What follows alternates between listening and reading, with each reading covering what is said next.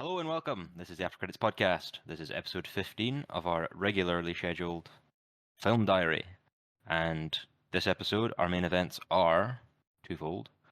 They are The Wizard of Oz, an oldie, Oh, and a new one, obviously M. Night Shyamalan's Trap, which has had quite the marketing. It's kind of yeah. everywhere at the moment. So those are our main events, and obviously we have our little film diary films that we've each individually seen that we each other don't know about which films we're going to talk about, but Mm-hmm. yeah, so why don't we just get straight into it? No if no buts. Why don't we get straight into The Wizard of Oz? And I'm not going to Get, sing, even though that was get on the road, that was baby. quite a jaunty intro. Now, Robert, Yes. you're the campest of the three of us. Why don't you take us away in The Wizard of Oz? Okay, fair enough. So, Couldn't help myself. what? Sorry. Couldn't help myself. It was going to be more explicit than that, but I thought this is YouTube. So. Yeah, don't get us cancelled already. So I'll just hit with a good. One of my points for good. I really love the practical effects, and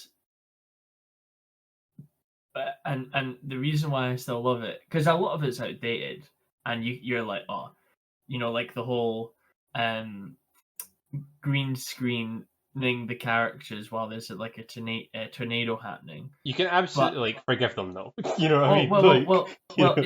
it's not even that. It's like I think it's absolutely hilarious. Like I forgot how funny this film is, and so when you're watching, and then like this old lady's just knitting as she's in a tornado, and she just waves at Dorothy, and then a cow comes out of nowhere and is like, moo. And Dorothy's like, what's going on? Like, I think you absolutely can forgive them for the bad practical effects, but I think there's this like humor to it as well, and it's kind of like it still dates really well, especially because it's funny. A lot of the practical effects, and it's still like I think it never like took me out. It was kind of like I was like, ooh, that's really cool, and I was like even more immersed in it. Like even the paintings of the backgrounds that they would do and stuff like that. Like I was just in awe. I forgot how good the practical effects were for the film personally. Yeah, it's like to me, it kind of looks like I say this in like a good way. It's like a theater movie. You know, it's like a live action theater. It's like because like all the sets feel like like all the most of the backgrounds like painted like paintings and stuff, right? Yeah. Like that. So it has that sort of theater look when you go to um I keep repeating the word theater, but like they've all got like the painted backgrounds and obviously like, their props and stuff. That's kind of what the film looks like, Yeah. which obviously makes sense because I feel like a lot of the actors are kind of theater actors as well. And they all kind of give me that vibe. Well, You can kind of tell with how like exagerated they are in their body language. especially the boy who plays Scarecrow.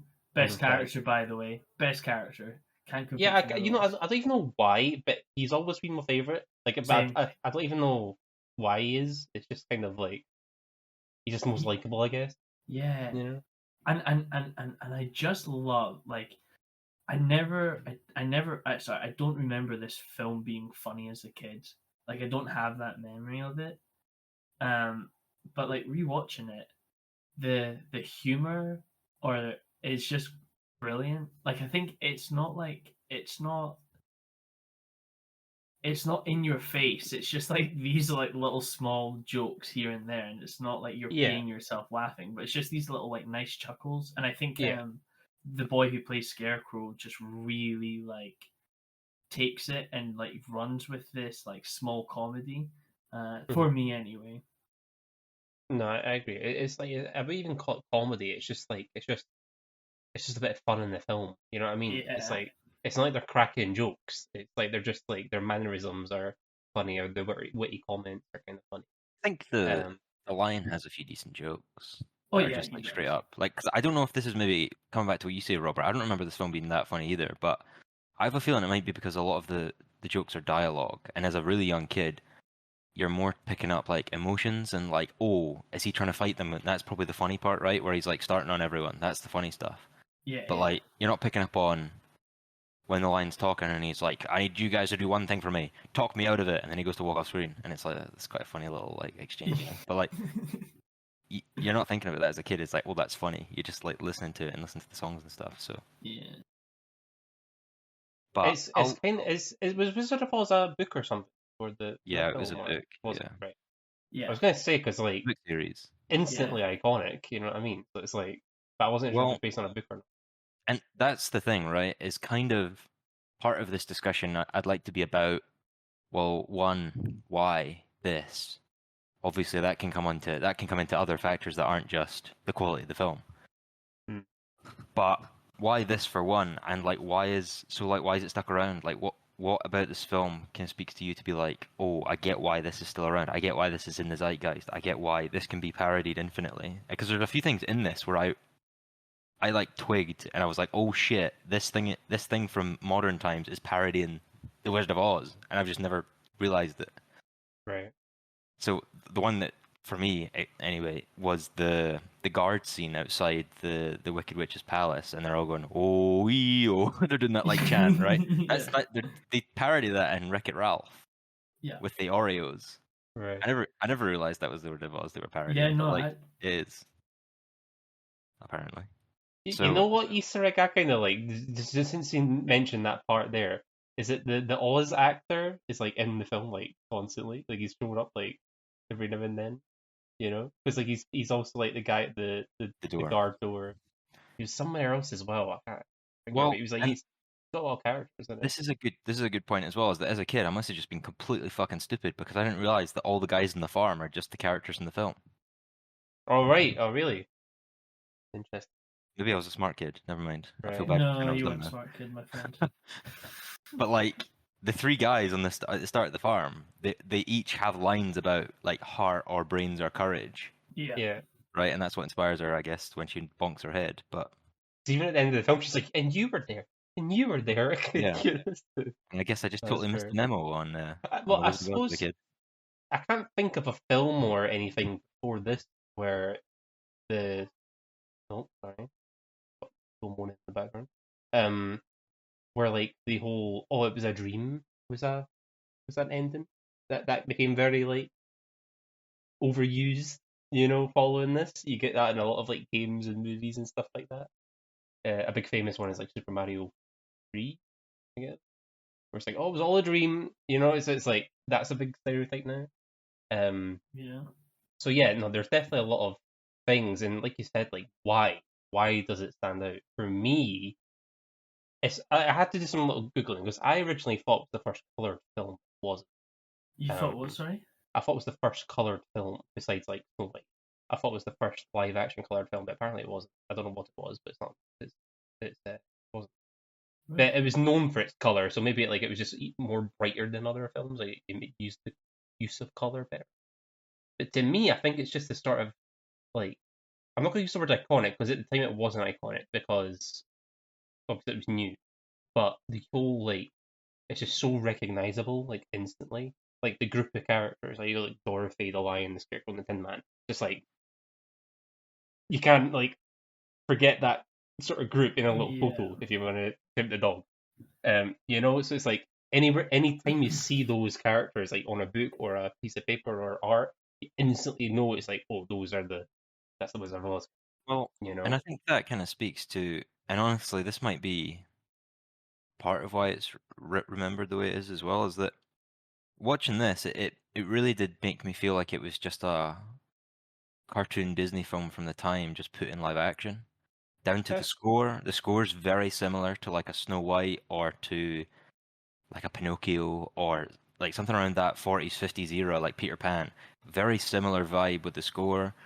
Even like you say, the vibrant colors, the songs, that like even just the inflections and the cadence in the voice, and it's very like theatrical, like you say. It's all inspired by the same theater background and stuff like that as mhm, the early Disney films. And obviously the early Disney films are iconic as well and still like people watch of those and course, stuff. yeah, But it definitely falls into that camp of like this does give me like Snow White and the Seven Dwarfs vibes, like 100%, pretty heavily. yeah. So Like the art style of like the background and stuff give me that as well, where it's like very like it's painted, almost like Yeah. that painted look, you know. No, for sure, for sure. Have you, I've not seen Wicked, like the is it Broadway? Is that what? Yeah. Does that change this film, or is it just like an optional like sort of backstory kind of thing? I Because I'm think not sure what it's about. I think it's about I believe it's about the witches and the sisters. It's completely about them. It's like Because what I've heard, it makes the green one like a good character, but it's like, well, she's like pure evil in this.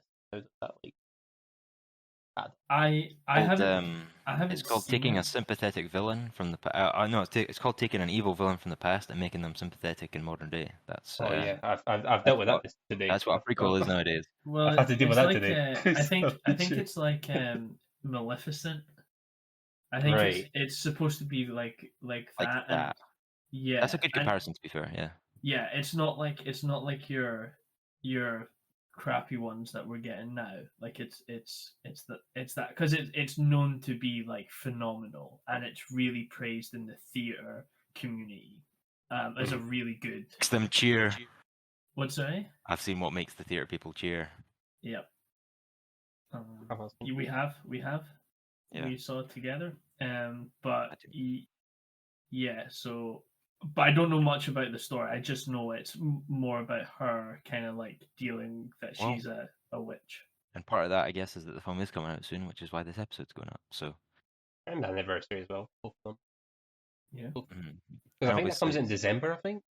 Honestly. yeah, and Yeah. obviously that I think having watched this recently, I won't watch this again before I go see Wicked, but the because we watched it so recently, it'll be interesting when Wicked does come out, and we're going into that fresh as well, where, like you say, Wicked's pretty respected on the theater front. You know, a lot of people really love Wicked, a lot of my family included. So it'll be nice to see exactly what people see in that, and I think it's one of those things where Wicked probably strikes a really good chord where Wizard of Oz is so iconic and such a simple premise. It's essentially just from A to B. We need to get to the wizard, right? Yeah. Very like Lord of the Rings as well, where it's just like A to B. We need to get to like Mount Doom, but obviously there's things happen along the way. But very simple logline premise, and realistically, everything in this is so well, I don't know, overplayed, but certainly like iconic in a way where Wicked can take advantage of the iconography of this film and just kind of run with it, you know?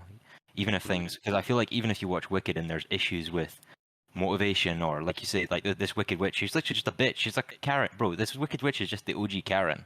She's just like, this fucking dog bit me. Ah, I'm gonna fucking kill your dog. You know, like there's nothing more to it than that. It's just like she just doesn't like the dog. But She's evil. I used to be scared of her as a kid, by the way. So, like, she's Nah, scared fair of enough. her. Like fair enough. and the freaking monkeys as well. The flying monkeys. They used to creep me out. So creepy. but yeah, but essentially, like, even if Wicked doesn't play into exactly, oh, this doesn't make sense for the motivation of it, I think it's just one of those things where it's like the iconography itself is enough for you to be able to just kind of breeze past that, I guess. Yeah. Where you can just take it like a fairy. It's almost like a fairy tale. Like this is so iconic in a way where it is like more of a fairy tale than it is a property, like a franchise. Yeah. So Yeah. it almost feels like, oh, if you brought like Little Mermaid to the screen, obviously a lot of people now would think of the Disney Little Mermaid, but before that, like just the Hans Christian Andersen tale, the fairy tale, it just kind of falls into that category where it's not really part of a franchise, it just is, you know? Mm-hmm. Yeah. Just So known. Yeah. yeah, and that kind of comes back to, I guess, what we're saying about our Borderlands episode is that it it doesn't take advantage of like an established trope because a lot of people aren't aware of Borderlands. You know, you can't play with the format if people aren't aware of the characters and stuff like that. But I'm almost surprised there's not more Wizard of Oz content around because obviously we've had our Oz the Great and Powerful with like James Franco and Sam Raimi and I didn't hate that film. Wicked. I didn't hate that.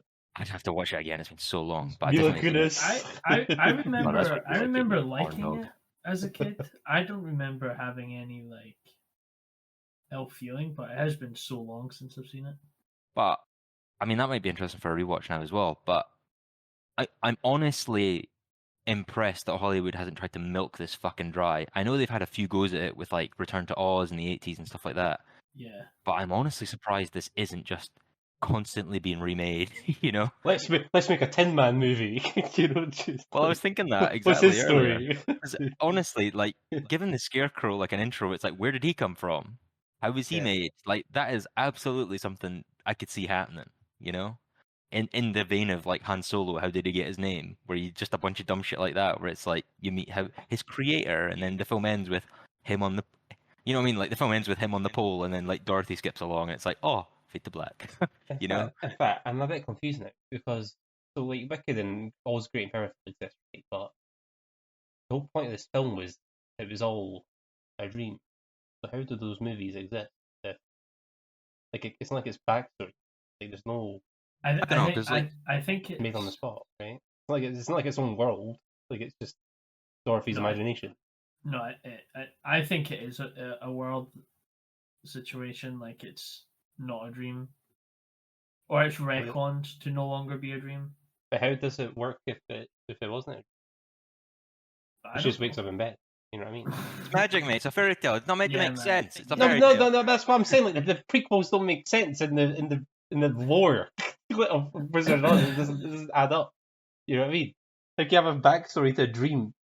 It's it I sucks. think I personally don't think it is a dream. I think it is just a situation of like it like the Twister did take her to a magic land situation. If it Because was just I a genuinely dream, think it's an easy argument both ways. Because like you could be like, no, it is a dream, and I'm not going to be like, no, it's definitely not. Because it is very like it. There's not a I don't know. there's I think given the fact there's a book series about how many times they go to Oz, I would say it's probably not just a dream. yeah. But I do like the idea that you can just kind of bonk your head in the middle of a tornado and you just go to this magic place and you have all these people will now want to bonk their heads and go to this magic place. That sounds like a drug, but anyway. I did a little bit of background on this as well, and the director of this film had a cracked year. I can't lie. Because he had this in 1939, which, that in itself, 1939 is wild.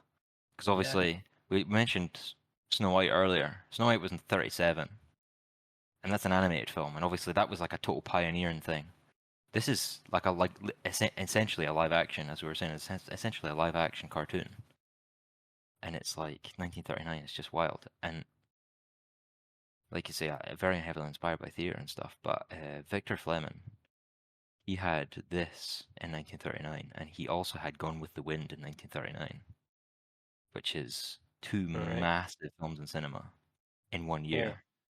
which I'm not going to compare exactly to Spielberg, but the first thing that came to my mind was I don't think there's a director had probably as an iconic year until Spielberg with like Jurassic Park and Schindler's List, and Right. essentially in Right. 1993, like to have like two big films in the same year release, because True. obviously a lot of folk have like Hitchcock and stuff like that, and Kubrick. They have these films that take years to make, you know, but like two in the same year, just fucking ridiculous, Good point.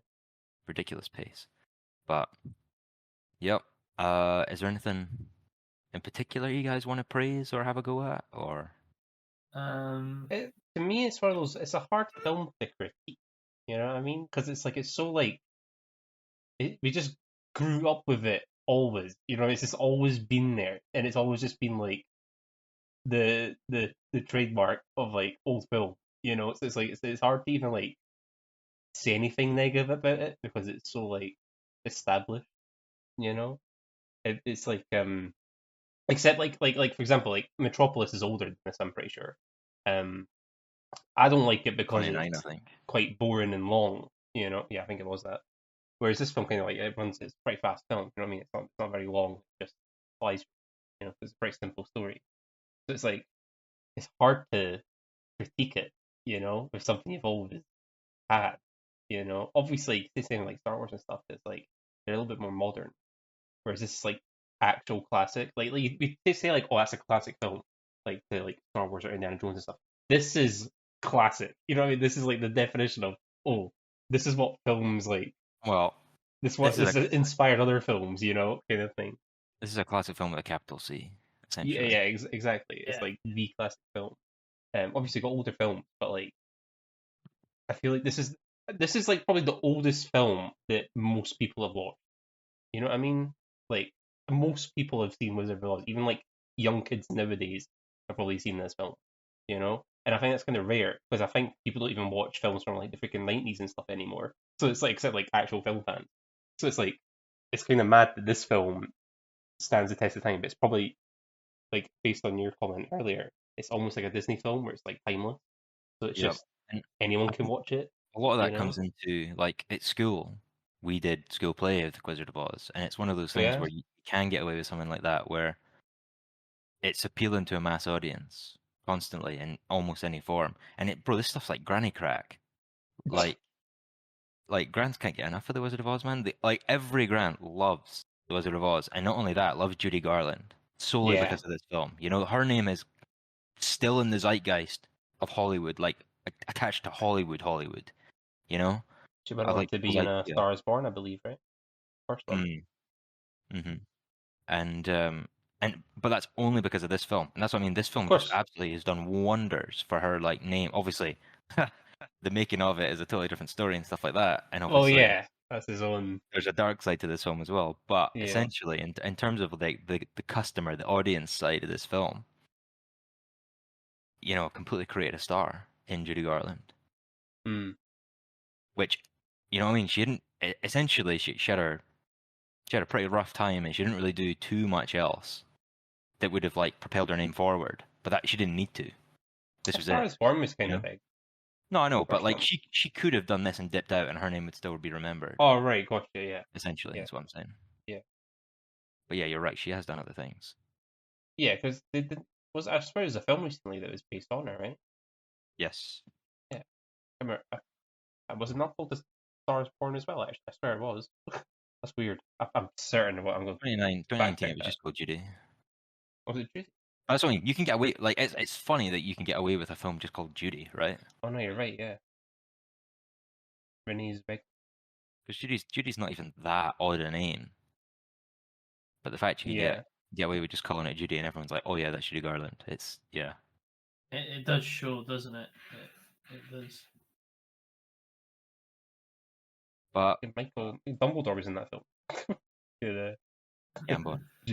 Yeah. I've not seen it The though. well, I'll praise this film a little bit in particulars anyway. Mhm. I'll kind of second what Robert said earlier about the practical effects, but I'll say I was really impressed by the twister scene, like Yeah. when it's in the distance in the background and stuff. You know, like just as a practical effect that's probably like quite simple, but also quite like deceptively simple to do. Do you reckon it was practical? Or do you think it was just filmed footage of a? No, it was. I'm almost certain that was like a visual effect. Yeah, I think it was. I think some sort of cloth, like muslin cloth. It's like an actual, yeah, because it kind of bends. You know what I mean? Like there's a lot of like it's quite a eye motion thing. It bends in weird ways and stuff like that in the background. Right. Yeah. I see what you mean. Yeah. Looking Uh, at it now. and I would assume that it was that, and they had it in some sort of sand pit or something like that, or dirt pit or something, because it throws up a lot of like gunk and stuff like that. I was pretty Mm. impressed by the way that looked, and even I do think because it's not essentially the intro scene is not black and white. I think that's kind of like the Mandela effect playing on me anyway. Is that I've always envisioned that first farm scene as black and white. It's not black and white. It's brown. It's just a color grade. I You know, guess. Yeah. I guess. like because I always Yeah. imagined it was just straight gray like monochrome. It's a color graded brown footage. You know, Yeah. and then it opens up into color. And I almost think that's more effective than having deep because when it's brown, nothing's deep dark. Everything's very low contrast as well. Based And on what I'm looking at here, apparently different versions are different. So some are brown, some are just black and white. From what I'm looking here, so it might depend on the version you're watching. That or could maybe be. it's not the Mandela effect then. Maybe I just it's a different Yeah, version of because the film. I was gonna say same. Like I remember it being black and white, but maybe it was a different version that I watched. Um, Because they'll have different editions, right? As like Oh, for sure. anniversaries Yeah. and stuff like that. Just Well, like even like Blu-rays and stuff would probably change that, like yeah. but all that shit. even beyond that, I think when you get this late on, like even things to do with film degradation and miscoloration and stuff like that will also play into it. Mm. Where, because I know there's a digital remaster of this film which is meant to be pretty horrendous and stuff like that. Where I don't know which version I've watched, so yeah, you could be right. It's maybe just Maybe. there's a bit of artistic liberty in remastering films, and maybe it's gone awry along the way. But Yeah. Do you view Oz the Wizard? Do you view him as a bad guy in this film? No. No. I'm only say that because he's in Wicked. He is the bad guy. I'm pretty sure. So it's like that's that because like? women. That's because women are the protagonists. Oh, I see. Yeah, there's a woman protagonist in this. That's a freaking main. That's Yeah, but that's different. it's different. It's only one. Well, It's only... I guess. Well, the thing is like we don't really know. None of us know what he does in Wicked, right? Like we've not seen it, and the No. set and it's set way in the future. So then you No, have the past. in the past. Sorry, Yeah. it's set way in the past, and so you have an issue of like when you watch the James Franco one, he's a dick. Like he's an absolute dick who like manipulates people to get his own way, Yes. and a con man, right? Yeah. So for and even in this Oz, he's still conning everyone, Hmm. but like, Well, but he's not like a dick. Like he he's still kind of like when he meets Dorothy and all that kind of stuff. Like he's like, oh, I've been caught, but then he's like, okay, let me give you guys what I can. Like, let me help you. Let me do this. So it's not far for I guess, from my opinion, to be like, yeah, I could totally see him as a dick, or like the bad guy in Wicked, because you see him, as James Franco, and then you see him in this. So it's like there must be a clear like character development. What and maybe that's just the way it is in the book series as well, because I've never read them, so I don't know. So I think like Yeah. for the three for the three of us, it's a bit more of a kind of having to guess. well, even counter to that as well. Like in the start of this film, he is a charlatan essentially. He is like reading her future, and he just like dig around in her bag to try and find out clues. Like, Yeah. and it's almost funny. It's like her subconscious has picked that up, or like you say, or Oz is just real and like has transplanted him onto that character, because he is a fraud in real life and in Oz, And she didn't know he was a fraud in real life. She believed him Right. at the very beginning of the film. But yeah, he is just dug in through her stuff, and he's like, "Oh, your mother, she's wearing a polka dot dress," and it's like, you know what I mean? Because he's just like a total fraud. But I don't know. I don't think he's the movie doesn't paint him as a bad character, but from what you see, I reckon you could easily spin it as he is like I say, a charlatan. He is like essentially he doesn't take money off Dorothy, which is almost weirder, but he seems to make a living off of telling people's futures and stuff like that. But he is clearly like a fraud. So, and there you go. There's your shout out, mystery commenter. He's a fraud. But I think,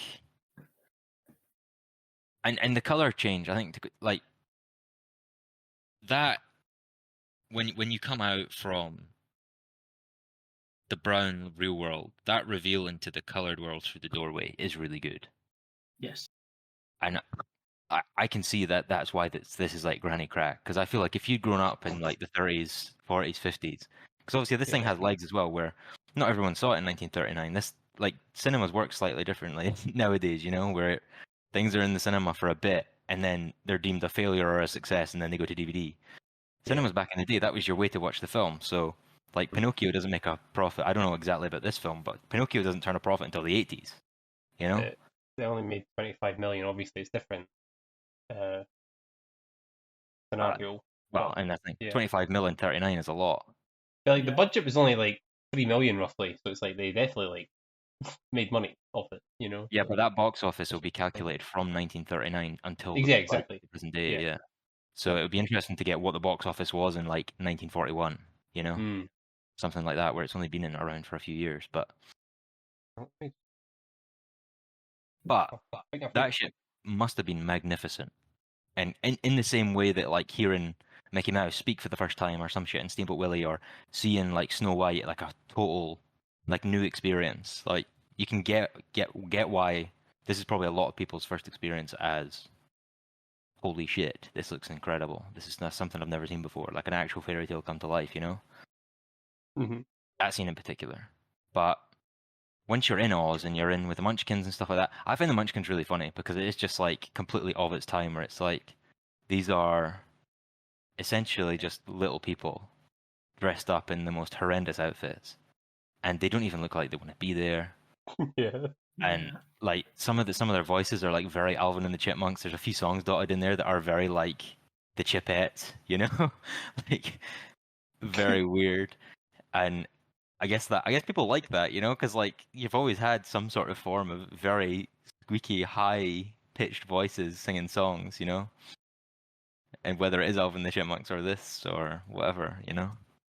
But my favorite ones are the little bald ones, the three little bald ones with The lollipop ones. the lollipop guild ones. Yeah. Yeah.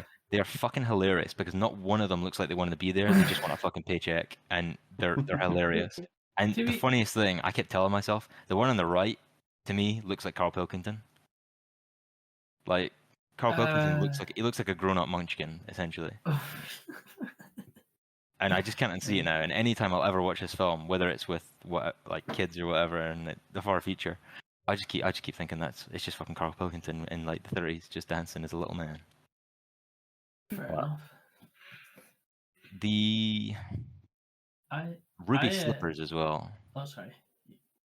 Well, why don't you go on, Robert? No. I was just going to say it's really interesting watching the like the Munchkins, because it's like you don't really see a lot of films other than Willow that I can put my head to, and maybe one Willy Wonka, where there's like a big group of people who are like smaller. But it's really interesting, like in movies that like bar Willow, it's just tend to be that they dress up in like awful outfits and like really like, just as you said, like almost like chipmunk voices and stuff like that. And there isn't like it's still to this day there hasn't really been that big turning point, and I do wonder if there will be a turning point in that situation. But I know that's like a massive like And well, debate. so what do you think that looks like in a modern day then? Well, that's the thing, like, because the only film I could say would be Willow. You know, that's like the only film that I could reference would be just a whole village of little people who are just humans, or they're their own species, but it's like it's not that they're almost like a circus monkey. Yep. And you know they're actual characters who have like good background and stuff like that. And I know that's a whole different like debate and topic, and I don't want to like drag us into that. Do you think technology might, because obviously when it comes to things like the new Snow White and the Seven Dwarfs, which we just got a new trailer for, that's all CG, obviously. Yeah. Well, none of them are little people, right? I haven't seen the trailer, so I don't know. But they're all CG. Yeah, I think they're all like taller at like, I don't want to say normal, but like they're all people, Average you know, height. like average height people, Right. where they're then CGIing them down into that thing where that work might have gone to someone like of that size, you know? Right. Well, So it's a really weird thing, because even in the newest Wonka, they got Hugh Grant, and like I love Hugh Grant, good actor, but it was like it's weird of like you have tons of people who can act and who could fit that role easily. Like even Lord of the Rings, right? Where when you look at behind the scenes, 90% of the the scenes where you see them walking are all kids or small people, like smaller people, Whenever you playing can't the see their hobbits. faces, right? Yeah, when you can't see their faces, or if the face is like more blurred. And so like even a situation where it's like, why are there no longer situations like that anymore, where it's like even the background character, not background, or like different shots, like why are we just relying on CGI? Because you just, yeah, it's just a shame. It's a real shame, because I think we're so far in being more inclusive now in films, where it's like, why are we not, why has that not been fixed? But Wait, what were we arguing? Like, why it's not like Real Dwarf? Well, Is that what we're saying? essentially, like if you want to be an actor as like someone of that, like you know what I mean. If you were a small person and you wanted to be an actor, it's not like there's not roles going in Hollywood that would be suitable for you, no, Yeah. but Oh. they're but now it's being like, given to people who are not that, you know, and then they're just yeah, retroactively doing it. I think part of that might come into the Well, laziness of studios as well in filmmaking now, yeah, to be where fair, you Peter can. Dinklage himself said that it's offensive to play dwarfs in the Snow White, Well, so maybe that's that's where fair, it all but stemmed from, you know. well, yeah, So, but but that's also one guy's opinion. yeah, But no, I know. and I'm not and he's defending it, but I'm just and saying like he well, started that sort of it's one but argument, guy's you know. opinion from a successful point of view as well. He's not trying to make it anymore. He's made it. So He was and an he doesn't. elf. We know what he did in the past.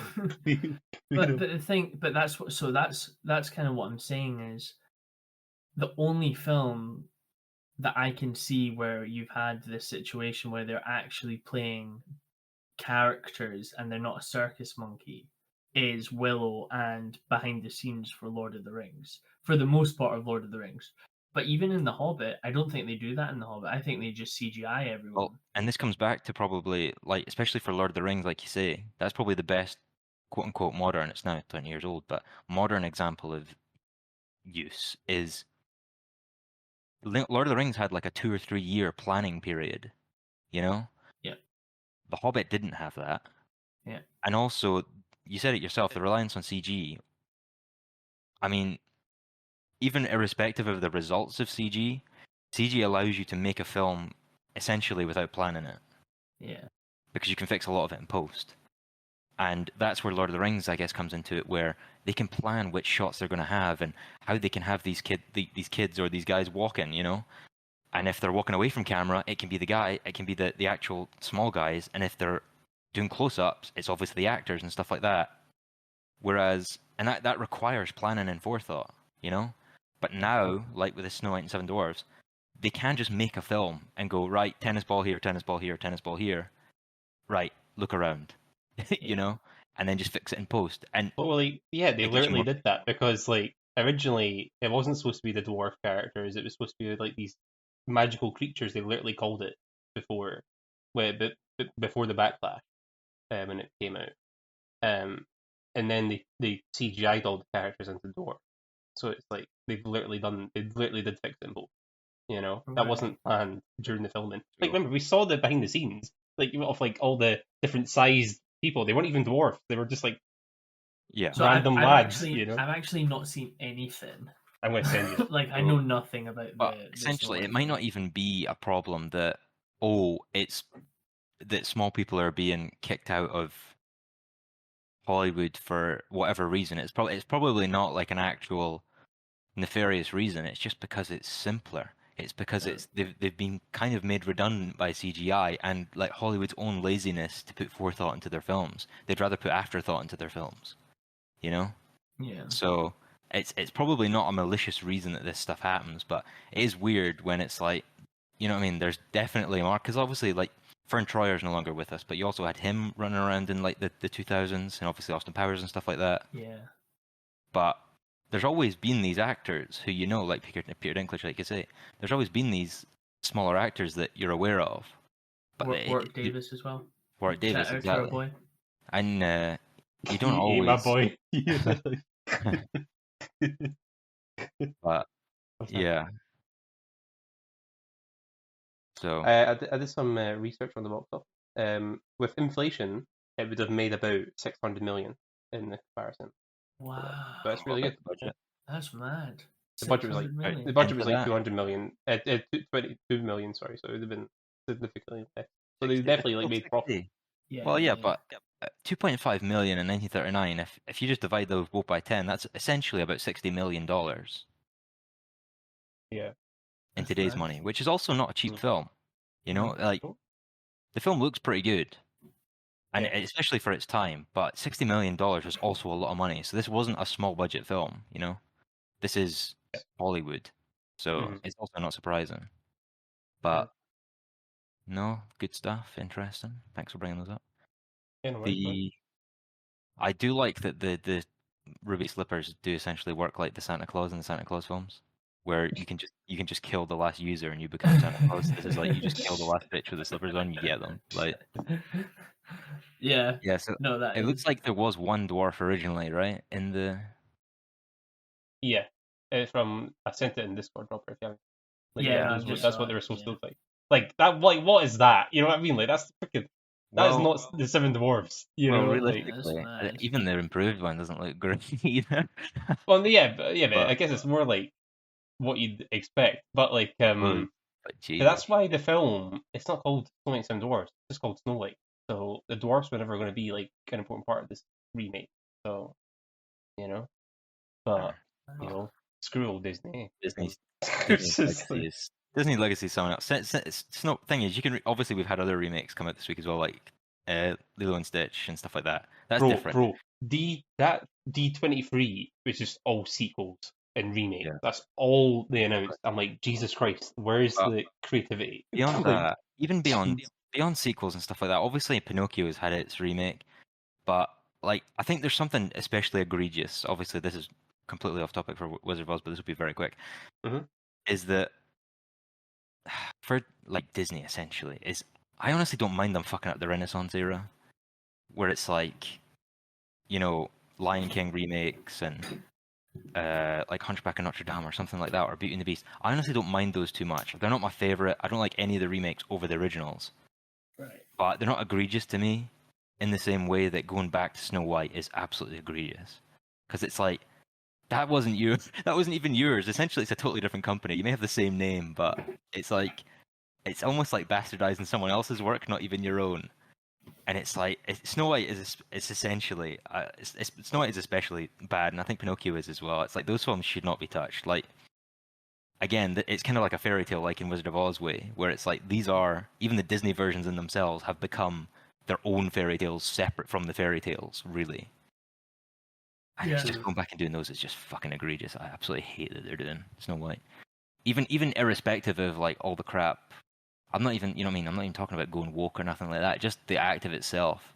Snow White should not be touched. Like that is Walt's thing, you know. See, just real quick. The only thing that I've liked since like 2012 of the stupid live action remakes is when they touched Maleficent, because I was like, oh, that's a new concept, and it's like it's an existing character, and it's a different story.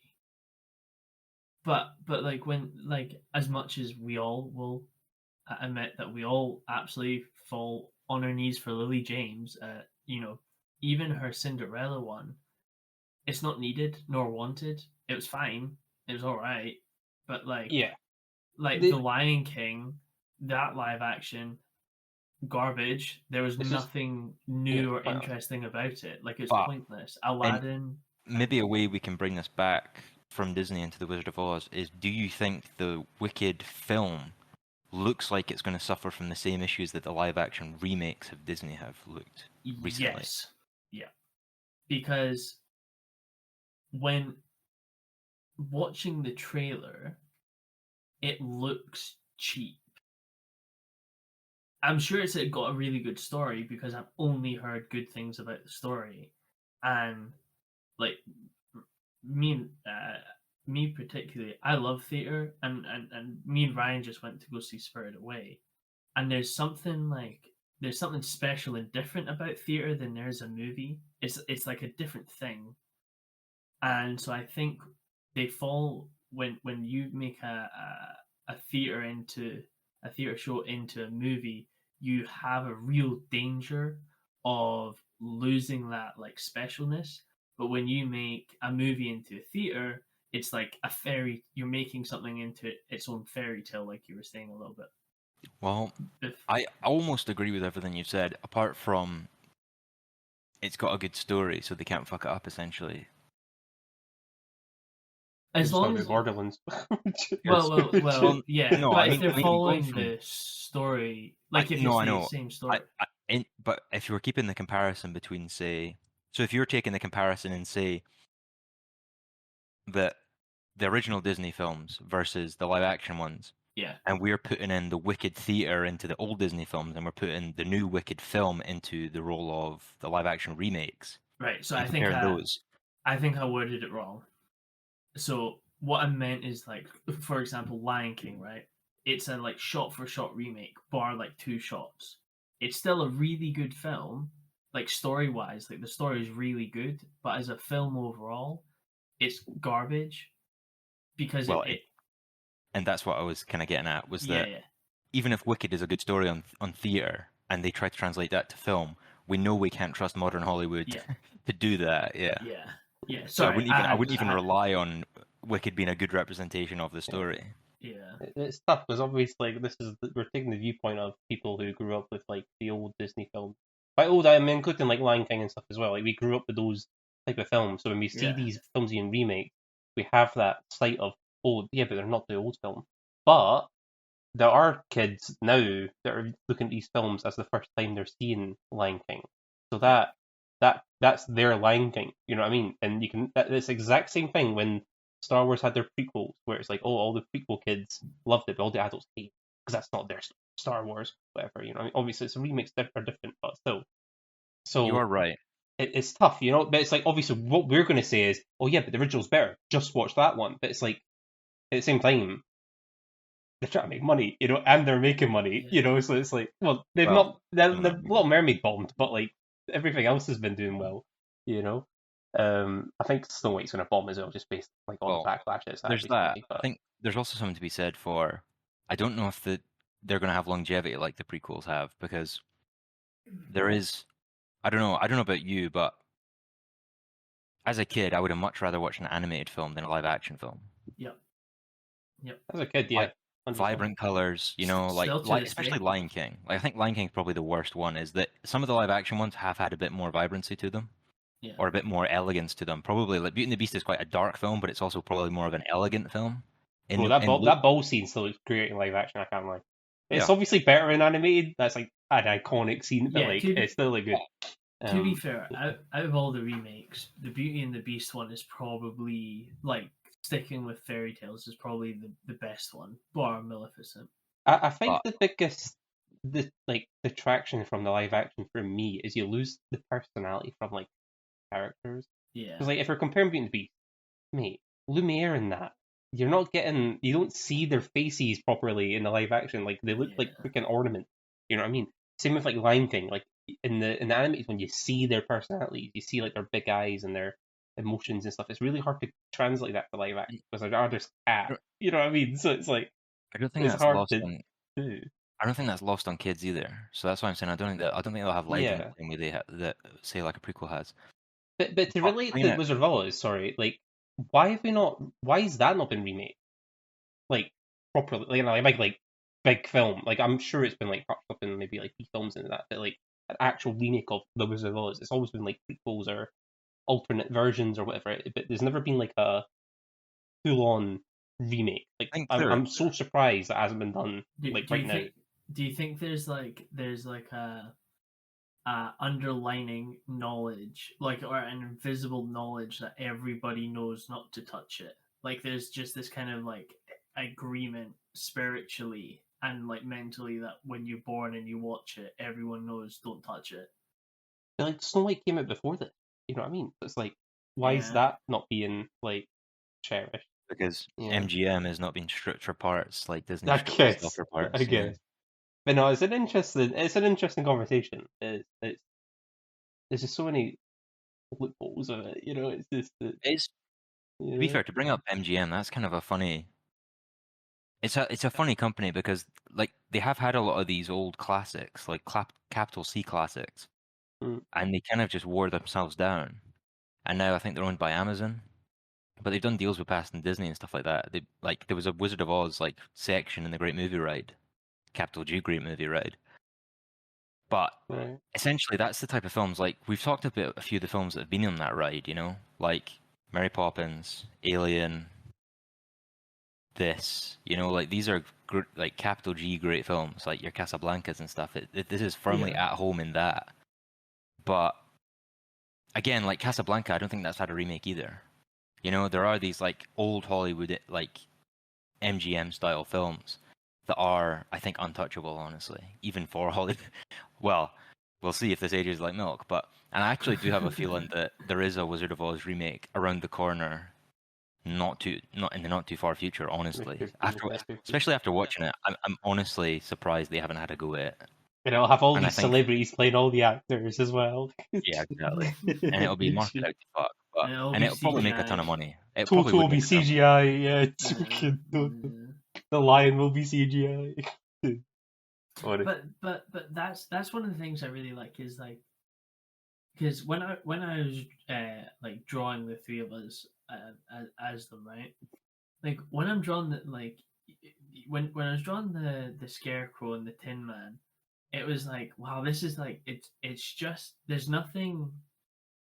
It wasn't complicated whatsoever. It was really simple, but like the designs are great. Like for Tin Man and Scarecrow, like it's just if someone was to say it, you see it, and you imagine it how it's been said. But with the lion, it's like when I was doing it, it was like I really enjoyed drawing the lion because it was like it looks nothing like a lion, but it does at the same time, and I absolutely loved it.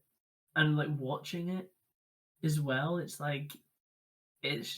just funny watching a lion just stand on its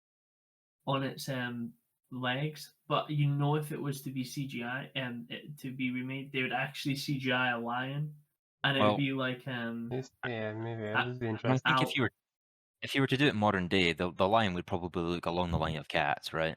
yeah, like Oh it, no!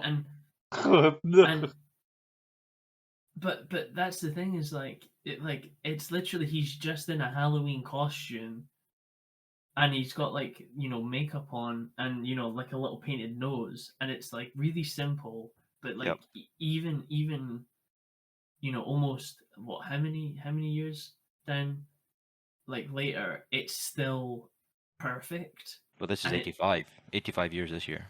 yeah so 85 years so it's still absolutely perfect and it's that thing where it's like I wouldn't change it I wouldn't ask for it And and obviously, if they were to remake it I'd want it to be the exact same that comes back to what Brandon was saying earlier. This is essentially theater on film. yeah Yeah, yeah but But I think when it comes to the characteristics, they especially the lion, they did it on purpose. He doesn't look like a lion because you're supposed to recognize him from the real world.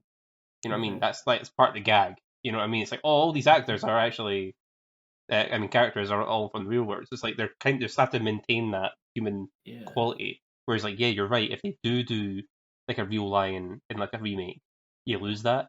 It's like yeah you can't like relate that to the actor unless it's like oh it's the same voice. But it's like that's not as good. But just yeah, being a little bit conscious of time, is there sure. anything else you kind of want to round off on? music's great acting's great love the costume I love the sets and I love the way they kill the witch. I think it's simple, it's fun, and Signs did it wrong, and they So should have followed the Wizard of Oz. That's Can all I have I to say. can I ask what you think about their personalities and like how much personality they get through on camera? Each of What the the four of characters. them? Just each of the cast, I guess, and then like what they bring to the table and why it's good or why it's bad. So I'll be quick on this. For me, the main four or the main three, I really like them because it's almost like there's this type of like irony where the Scarecrow's like, well, I want a brain, and then Tin Man's like, "Oh, I want a heart," and then the lion's like, "Oh, I want to be have courage." And it's like from the get go, like the Scarecrow's like giving Dorothy ideas and using his brain and having this like this like, "Oh, do this," or "Oh, do this," and he's like constantly thinking on his feet, and it's funny, but like he's like, "Oh, I need a brain," and then at the last scene he's like, he touches his head and he like says something really smart. And so I think it's like this Pythagoras' theorem, I think, right at the yeah, end. yeah, yeah. And for me, I was like, this is brilliant because here's just this like scarecrow who he's got a brain, as much as the Tin Man has a heart, as much as the lion has courage, but they just have this like underlining, like I guess anxiety or like self doubt. Mm. And then, but like the whole time, the whole film, you see these characteristics that they're like wanting hit like there, and then at the end it's enhanced even more, and it's really funny. And so like for me, I really liked that, and I thought their personalities particularly and their personality stood out the most for me. I think, yeah, I do agree with all of that. And I think to be honest, I think my favorite was actually the lion on this rewatch, but I did like the Tin Man quite a lot as well. But I think this style of acting is not going to be, and I think if you were to do, I don't know what Wicked's going to be. Maybe I'll have to watch a trailer again, obviously watch the film when it comes out. And I Yeah. don't want to keep hounding on it before it's even come out. It's unfair, but essentially making a Wizard of Oz today, the style of acting's changed beyond compare, essentially. Yeah. Yeah, Obviously, it wouldn't work. between, well, no, I'm not sure. I think it would work. I think the problem is they're not going to try it. I think they're going to use modern acting in Wicked, and obviously that might be what the story calls for. But I think if you were to do a film in the style of Wizard of Oz today, like, you know what I mean? Yeah, but in the style, like, do you mean like, because like Theater. yeah, like it all ties together. Like, it's the theater, it's the old cameras, it's like Yeah, color almost for the first I time. know, It's like but it's got all that things going for it at the that's time. true. But You there can't are emulate films. that.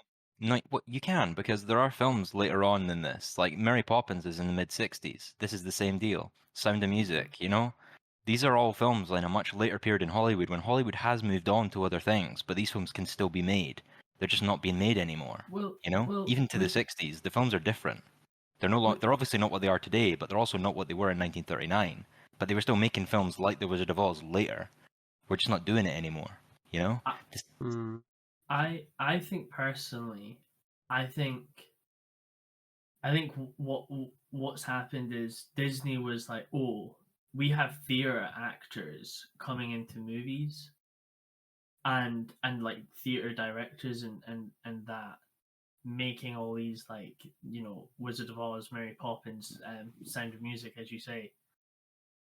But now you only get that type of acting in theater, especially musicals, and like even when we saw Spirited Away, Ryan, like there is that over the top, very yeah. expressive personality S- and body language that you So, don't get in films. so what Um, about, so further to that point, if there's all these classics back in the day and people enjoy them and people still go back and watch them, you know, yeah. like this is 2024, it's 85 years later, why should we be celebrating The Wizard of Oz? Is it just because of what it was at the time, or has it actually got anything to it? Further to that, is there an appetite for a film like this nowadays? And if yes, why are they not making it? Or is there just no appetite for a film this style anymore? Is I no one interested? Because if no one's interested in a film like this, why do we keep watching these old films? I think there is an appetite for it because like you all theater kids, right? Like they love it for like that type of acting or that type of enhancement and that special like fairy tale type thing. And like there's something special about theater because like I said to you guys, growing up I was never a Lion King's fan. But when I saw it in the theater, I was like blown away and absolutely loved it. And I was like, okay, I feel the magic. Like I get you why you guys love it. So I don't know why Hollywood isn't going, oh, we need to have more theater stuff, but keep it with the acting.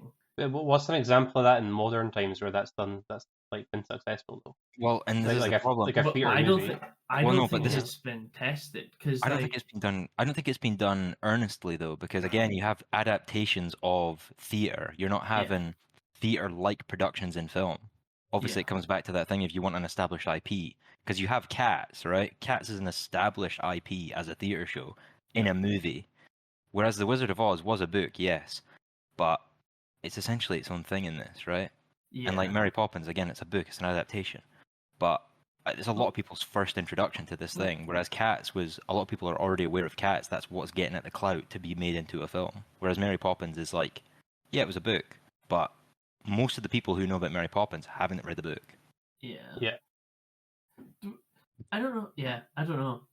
It would be nice, but I I guess we're not even getting we're not even getting original IP normal movies. Never mind original IP theater movies. So I guess it's a totally like pointless point to bring up, but it's fun. It's fun to talk about. No, but because like I know you guys don't like Les Mis, but like Les Mis when that was adapted into a film, a musical film, like that's not got the theater aspect. Same with The Greatest Showman. Same with like Chicago. To me, that's the closest you're going to get though in modern times with like a theater movie is those type of films, you know. Yeah, but even Not then, wrong, it's modern acting. Like there's not, it's not the same. Like it's different. And but Yeah. you're right. Like that's the closest you're going to get. Have but, you like, seen the 2016 Macbeth film? No, I haven't. I haven't either, but I have a feeling that's along the same lines, but might even go a bit further. That I've heard, by the way, is meant to be one of the most beautiful films of like the 2010s. So I have always wanted to like watch. It's on my list of mid priorities. But yeah, I mean, obviously Hollywood's what it is nowadays, but Yeah, Hollywood who sucks. knows? I'll go through some of my last points then, and then we'll maybe drift on and close out with anything brand And new. you for said this we week as wouldn't well. do an hour. Well, to be fair, I don't think we have done an hour. I think we just moaned about Disney for a bit, but Yeah, that's I'm fair. quite happy doing that. Like Disney film. 5-minute I know. Wizard of Oz. Well, realistically, it's not made by Disney, but it's essentially a Disney film in the Yeah, sense of Yeah. yeah, what It people has think that of as a fairy Disney tale, film. like we said before, right? That magic that Disney once Mhm. had. I do like that halfway through this film, just before they recruit the Tin Man, Dorothy just completely succumbs to like the sunk cost fallacy, and she's like, "Oh, we've come so far. He's got to be able to help us. Come along with us." And it's like, no, that would not convince me.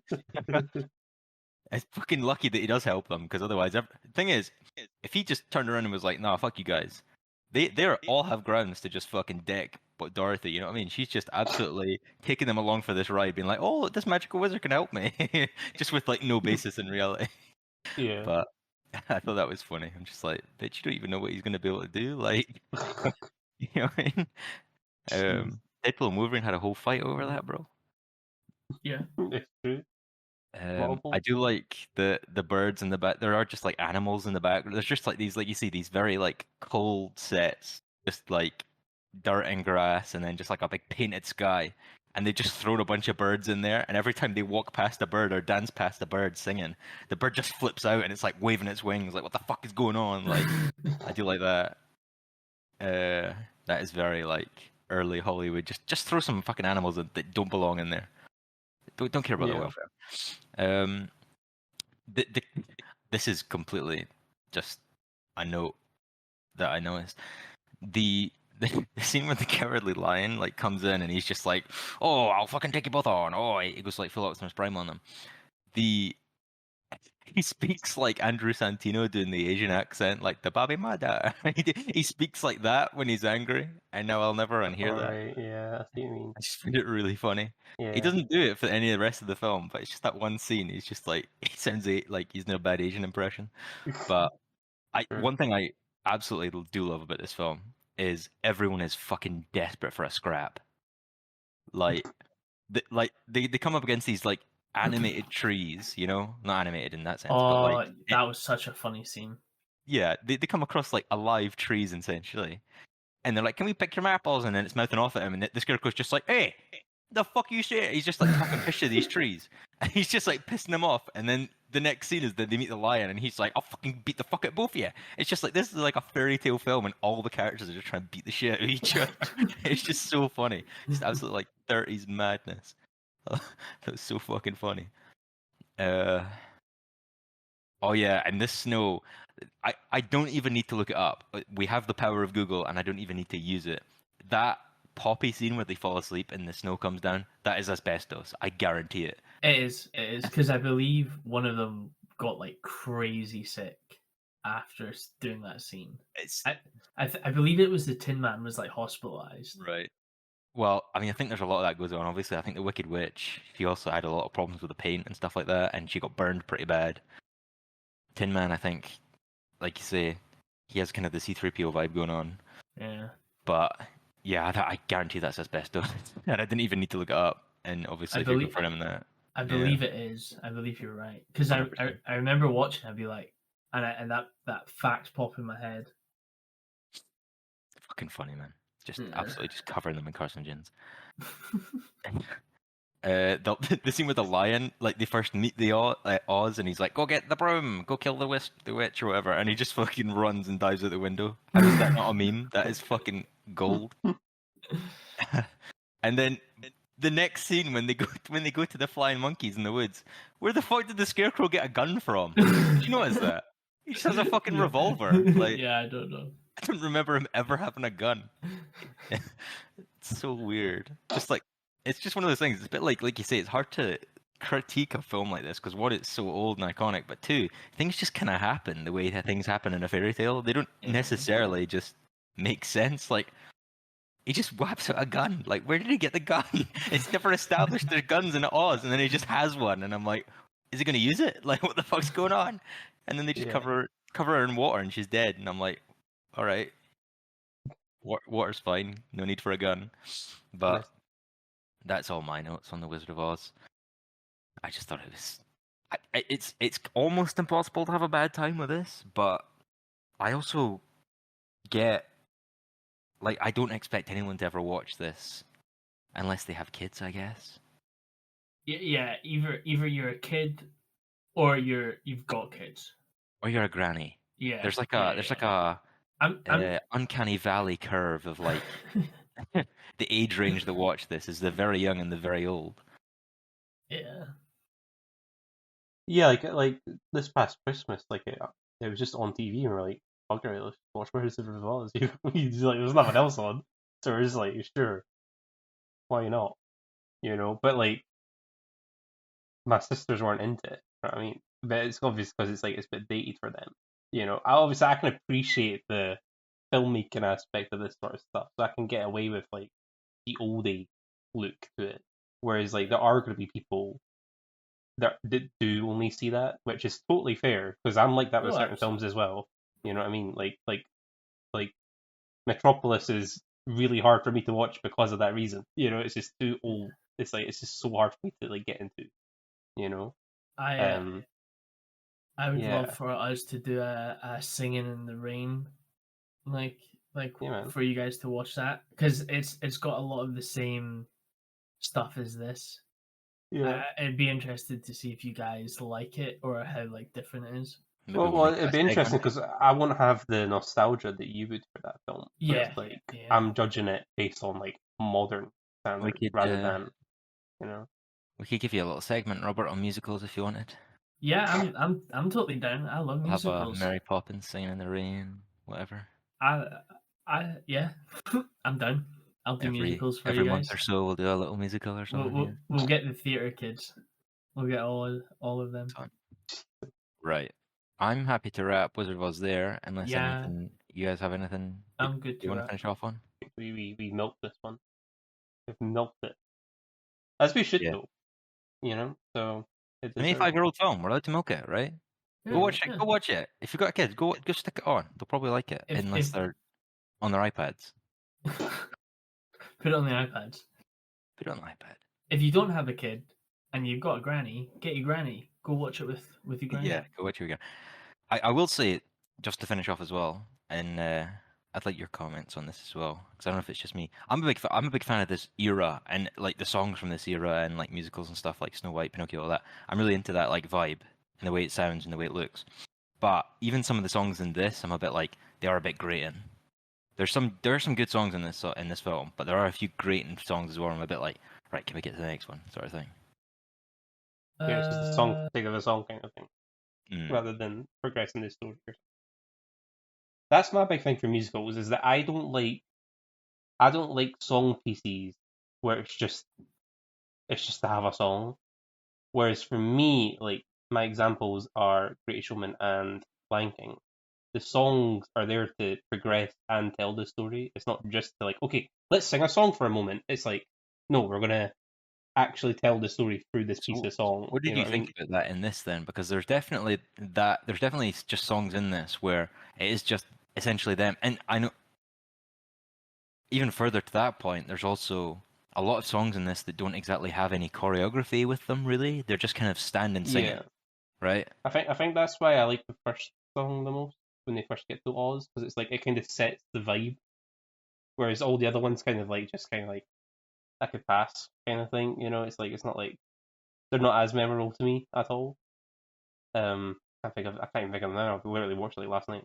You know, yeah. so it's like if I was to critique and make a negative comment on the film, I guess it'd be that. But that's also because I'm not a big musical guy in general.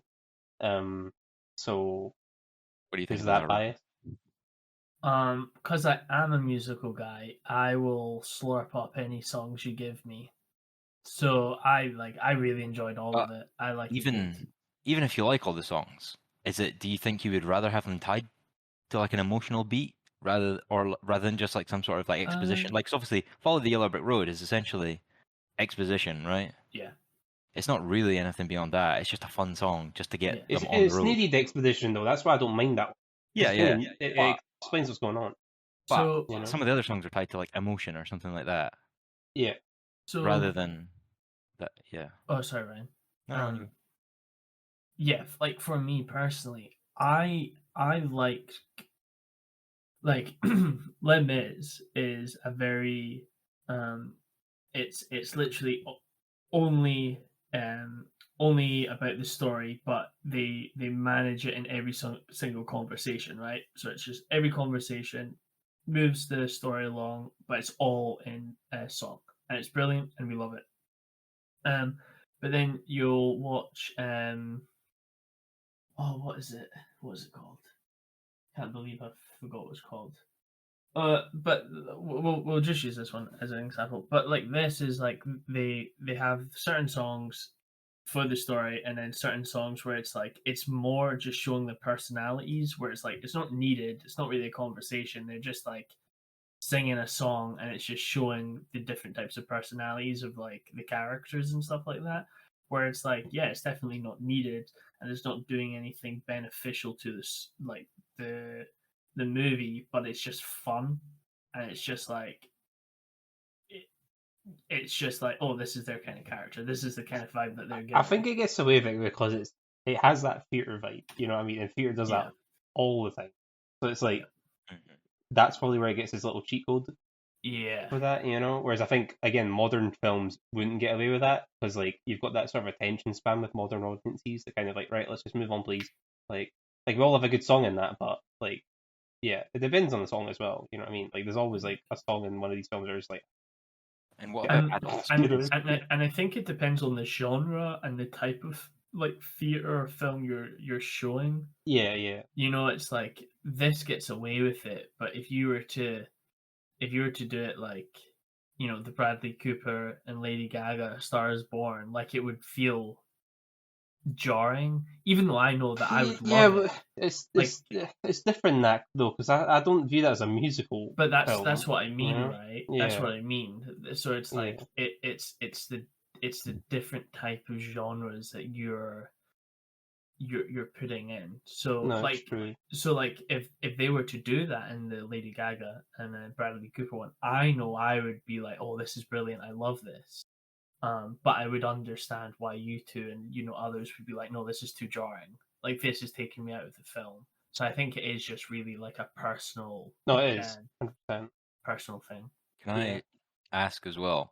Do you think there's anything in the way of this? This is for adults in this film, where if you look at like a Lion King, there's kind of jokes for adults in the film that kids won't get. Yeah. Did you pick up on any of those in The Wizard of Oz? I have to say I didn't. Because thinking about it, it feels like a kids' film in every sense of the word, where it's like a film for kids and the childish part of adults, not so much adults For Yeah. me as a as kid, well. I didn't understand and this could just be me being dumb, but I didn't understand the like awards Oz gave to. Wait, his name's not Oz, right? I'm just calling him Wizard. Fuck it. I didn't understand the awards the wizard gave to the characters at the time because I didn't know what courage meant. I forgot. I mean, that's a long word. I don't know what that meant when I was like 5 years old. Like Right. bravery, yeah. If they used bravery, like yeah, I would understand, but not like courage. But like when they gave uh like the scarecrow like a freaking like certificate or something, I'm like, what does that mean? Like I'm just like, what? Why that doesn't mean it's got a brain? Like what the hell? You know, it's like as a kid, I don't pick that stuff up. Yeah. You know, obviously I did now, but that happens all the time when I'm rewatching films. Like Yeah. when we Yeah. rewatch we rewatched for something recently and like stuff that popped out, you know, but it happens all the time. Spider-Man, that's what it was. Like, I watched Spider-Man recently. It's me. I watch that constantly, and I still find new stuff out. You know, because I'm just like just picking stuff up. You know, but yeah, like I literally just like realized like Kurt Connors was in those films. I was like, what? Like didn't know he's in those films. He's missing an arm and everything. Like what? But yeah. So for me, there's definitely some stuff that are like I didn't pick up on, but it's like as a kid, you don't really care. You're just enjoying the vibe. So Yeah. you don't really care about plot as a kid, you know, or like colors and characters, kind of thing, Yeah, you know. and Each their own, yeah, I think that we might end it there on Wizard of Oz, unless I forever believe. hold your peace. Nope. Nothing Speaking more. of, Loved it. Loved it. right. So up next, we're talking about Trap, M Night Shyamalan, just out, and I haven't seen pretty much any takes on the internet of this. This is completely Near yeah. blind going in essentially, and the marketing I was torn on because it looked like an interesting concept, but even in the trailer, I didn't like the look of it too much. And having seen the film, I can't say that's changed all that much. I don't know if you feel the same. Yeah, I actually quite like the trailers. I kind of thought like it was like cool concept and stuff, but I don't think the film emulates the trailer very much. I think the film's very different from what the trailer gives off. So that's my What main what in take. particular makes you say that? Because it's you. I thought the whole thing was going to be set in the concert, but really, half the movie is. You know, so it's like, or at least it felt like half, because the third act felt long to me. I can't lie. So I kind of like the idea of the whole concert, like stuck in the concert, and like how's he going to get his way through it all. But there was nothing really interesting happening and like sort of like unique or like skill based that this guy's doing to Yes, like get himself out. there's I'm a just lot of like, good there's a you lot of know, good setup in terms of like tension of how is he going to get out, and there's a yeah, lot of him I love that. looking at there's a lot of him looking at opportunities to get out, and actually him trying to pursue opportunities to get out, and then he's walking that line of he's trying to figure out how he's going to get out without his daughter discovering that someone's up, Hmm. and she gets closer and closer to being like, "You're acting really strange. Someone's up here," and I like that. But then, Yeah, like you say, he kind of just well, it doesn't just kind of get out. He gets out, and then, like you say, there's a whole other section of film which is much less interesting. 100%.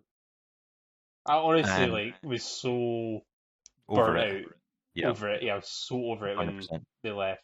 Like there was a little bit of intrigue. Like I mean, I'm sure we'll get to it. But, like yeah, but like Well, originally I was keen. I was like, okay, how's this? Because well, typical. In fact, no, to start with, we both thought the girl was going to be like the twist that she was like or someone. something, right? Well, I had a Something like few that. things going in where one, I thought that so what I thought it was going to end up being at the start of the film was that the guy he had in the basement was the butcher, and that the butcher had come after him. He'd captured him, locked him in his basement, and then the butcher had the concert tickets, and he'd taken them from the butcher because he knew his kid liked them. Really? I thought the butcher had the tickets, had bought the tickets. The government had worked out that he'd had the tickets. This guy was not the butcher, but knew his daughter liked this Lady Raven woman. He took the tickets for his daughter because there's a lot of build up. Like, oh, these are such lucky tickets. Oh yeah, I must have got lucky. And I thought that's what they were building to, is that he just happened upon these tickets by this like murderer, Yeah. and it's just not that at all. But yeah, and then there was obviously from the trailer. Is it just me? But in the trailer, I thought she looked older. She looked way younger in the film. I don't know. I don't remember. because I can't imagine having that in my head that she was the killer or involved in the killing, like the Really? murdering. If she was that young, because she is like literally like 11 or something. No, I thought I didn't think she was like the murderer, but she was like the cause of people dying or something, like unintentionally kind of thing. Like she was just like sort Right. of innocent party, but either way, completely unrelated. Like it's not, she's not related to the freaking plot at all, in that sense anyway. So yeah, I mean, like, yeah, where do you want to like begin? Because like Well, I want to my give my main final. complaints are the final stuff, honestly. Well, and I, But you can I, work to that. I think we should just go for the jugular. I think at the end, I think the biggest problem this film has is at the end, I almost don't care what happens. Yeah, yeah. I just don't care if he gets caught. I don't care if he dies. I don't even care if his whole family dies. I don't care for any of it. And it's one of those films where it felt so strange that I'd been watching it for an hour and a half and just was so indifferent to how it ended that I just wanted it to be over, and I didn't care how. Yeah. I don't know if that's how you felt, but that's exactly how I It's just weird because I was intrigued and invested for like at least an hour and a bit, and then yeah, as soon as they leave the building, I'm like, I thought they were going to end it here, kind of thing, I thought we were going to finish up. Uh, yeah, like we've I guess criticized. go for it. Sorry. Yeah. Well, we've criticized M. Night for his twists and stuff like that, and that's obviously his shtick, right? hmm And I can't believe I'm saying this, but this film needs a twist. Like, I was just waiting for it. I was yeah, waiting for something to bro pop up. blue balled me on the twist after building up a 20-year catalog of twists in films, Yeah, and the twist was, oh, the wife thought he was the killer before the concert, and I'm like, is that a twist? Is that not just yeah, like I don't know? It didn't feel like a twist. It felt like he was telling me it was a twist, but it wasn't a twist. just a reveal. Just yeah, Just like what's going it on? was a twist. Yeah, yeah. Nah, it's because I mean you could argue the twist was maybe like from what I like from my viewpoint, he's got like a multiple personality disorder or something like that, Yep. right? Was that the twist? Because like he didn't have that for the like start of the film, No, I don't think that's the So twist. I think because I actually do like some of the lines he mentions as well, where he's like, "Oh, like never let the two lives touch." Oh, yeah, like I've never let exactly. them do that. I like that, but it just and there's obviously he builds him up as a kind of OCD type, and hmm like he's folding his napkin very precisely, and he's sorting the towels in the bathroom and stuff. But they never lean into that at all. It just seems to be like a character trait, but there's nothing to do with it. It's not like that leads to his downfall. It's not like the bad guys use that against him or anything. Like the bad guys, it's not like the FBI use that against him and lure him into something, you know? Yeah. It just kind of it's one of those things where it's just like, oh, he's a quirky guy, give him OCD. hmm Like, all right, okay.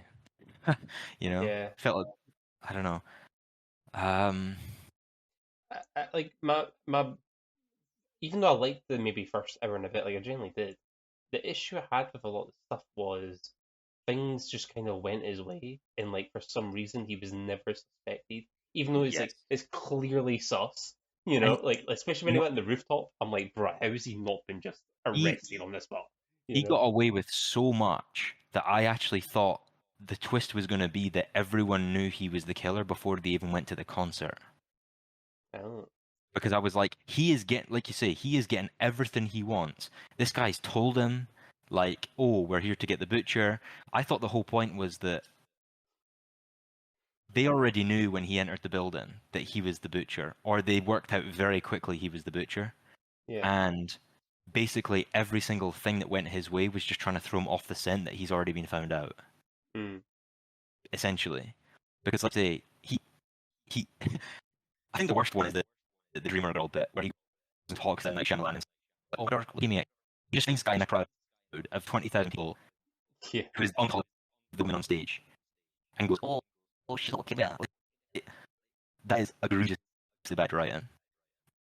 That is really, really bad. Yep. And For me, it was when he walks past all the police during their meeting. I'm like, how is he allowed to do that? Like, surely anyone in that room's getting like been checked. You know what I mean? Like, surely. It's the way they like build it up because they're saying like, oh, we've got this like investigator woman who's like the best. She's on top of it all. Yet, bro, this guy's just freaking walking about the building happy days. You know what I mean? Yeah. Freaking stealing Yeah. cards and that. I mean, I do like his kind of espionage tactics. Like, you know what I mean? I do like that he's weaving in these rooms and like he's kind of making assumptions where the guy's like, "Oh, where'd you keep the sugar?" And he's like, "Oh, Barry, he didn't leave it out. God damn it!" You know, he's kind of got that charisma about Yes, him. But I they like never that. really like. I like those moments, but like you say, they're not. They're surrounded by coincidence, so they're not as satisfying. It'd be much more interesting if he was getting through these scenarios with the skin of his teeth. But like, and the other thing is, would it be so bad if they searched him? Like, what are they going to find? Like, Yeah, this is the exactly. thing. They said there's 3,000 guys at this concert. They've searched every one of them. What are they asking these people Yeah. that's going to give them any fucking indication of a clue that this might be the butcher? What could you? Because, like you say, like how are you going to profile like 3,000 people in a day? I Like, just don't what's the understand. evidence you're looking for? Yeah. Yeah, Is I it don't understand. is it the ticket that was sold? Maybe like would it be that? I don't know. I mean, maybe, but they never make that clear. Yeah, they Like, don't. No. I'm trying to because think if of they, something that would be unique to yeah, that. because I'm like, surely if he can walk his way into that room and in front of all these police guys and make a cup of coffee and walk out the other side, stealing key cards and all this, surely he can talk his way out of a strip search. Wait a minute. Wait a minute. Wait, the twist like fuckers everything. Because if the wife sold him out, surely everyone does know him. No, No? no, Why not? she only sold out that the butcher was going to be at the concert, Right. Okay. not that who it was going to be. But I see. I don't know, like, yeah. But then if she knew, like, why can't she just call the police and be like, "Oh, he'll be alone this time of night" or something like that? "Oh, he goes here," you know? Yeah. Why did it have to be the concert? Why did she leave the ticket at the concert? Why not just leave a note at the place and That's be what I like, "Oh, mean. by the way." It feels like he wrote backwards, or no, it's like what's it? Adventure writing is that what you call it? Where it's like Discovery. discovery writing. Like he was like, oh, this concept of this guy being trapped in a concert, this sick, and then he just didn't know when to stop. You know, it's just like it's like you know, he Yeah. just keeps on going. It's like, bro, like you have no idea where you're trying to go with this. You know. And I think honestly there was a part in the film as well where I thought like I think she needed I thought they were going to give her the motivation of like the butcher had killed like Lady Raven's family, like one of her family members, and that's why she was helping the police. That's why she was so eager to help the police or something. Right. Right. Yeah. But there's just nothing like that. It's just like, oh, she just got told by the FBI and she was like, yeah, I'll put on a free concert for all this. You know? It just seemed very like everything felt very nonchalant. They're like, oh, this butcher's been terrorizing people. Let's put on a whole concert. And it's like, yeah, but there's logistical issues that come with that, and they never go into anything like that. Of like her motivation of why she wanted to help. Obviously, it's like the right thing to do, but it doesn't give her any character. And I think she's probably once she comes into the film in a major way, she is definitely the weakest part of the film. Is Lady Raven when she becomes like a character rather than just a woman on stage. Right. Right. Right. She's like her acting's not great, her delivery's not great. The decisions she make are fun for conflict, and they kind of make sense. So I don't have a problem with that. But like, yeah, I don't know. It just seems like there's an easy way out of this. It's just like, I don't know, because it shouldn't. When does she realize? I don't know. He tells her. He tells her when he takes her. No, Oh, I'm no. just thinking. When does she realize that the guy's at free out the basement? I don't think she knows. Because does he not show her on the phone, and he's like, "Oh, how did you do that?" Sort of thing. Because she just went like live and like told everyone. Yeah, to, like, yeah.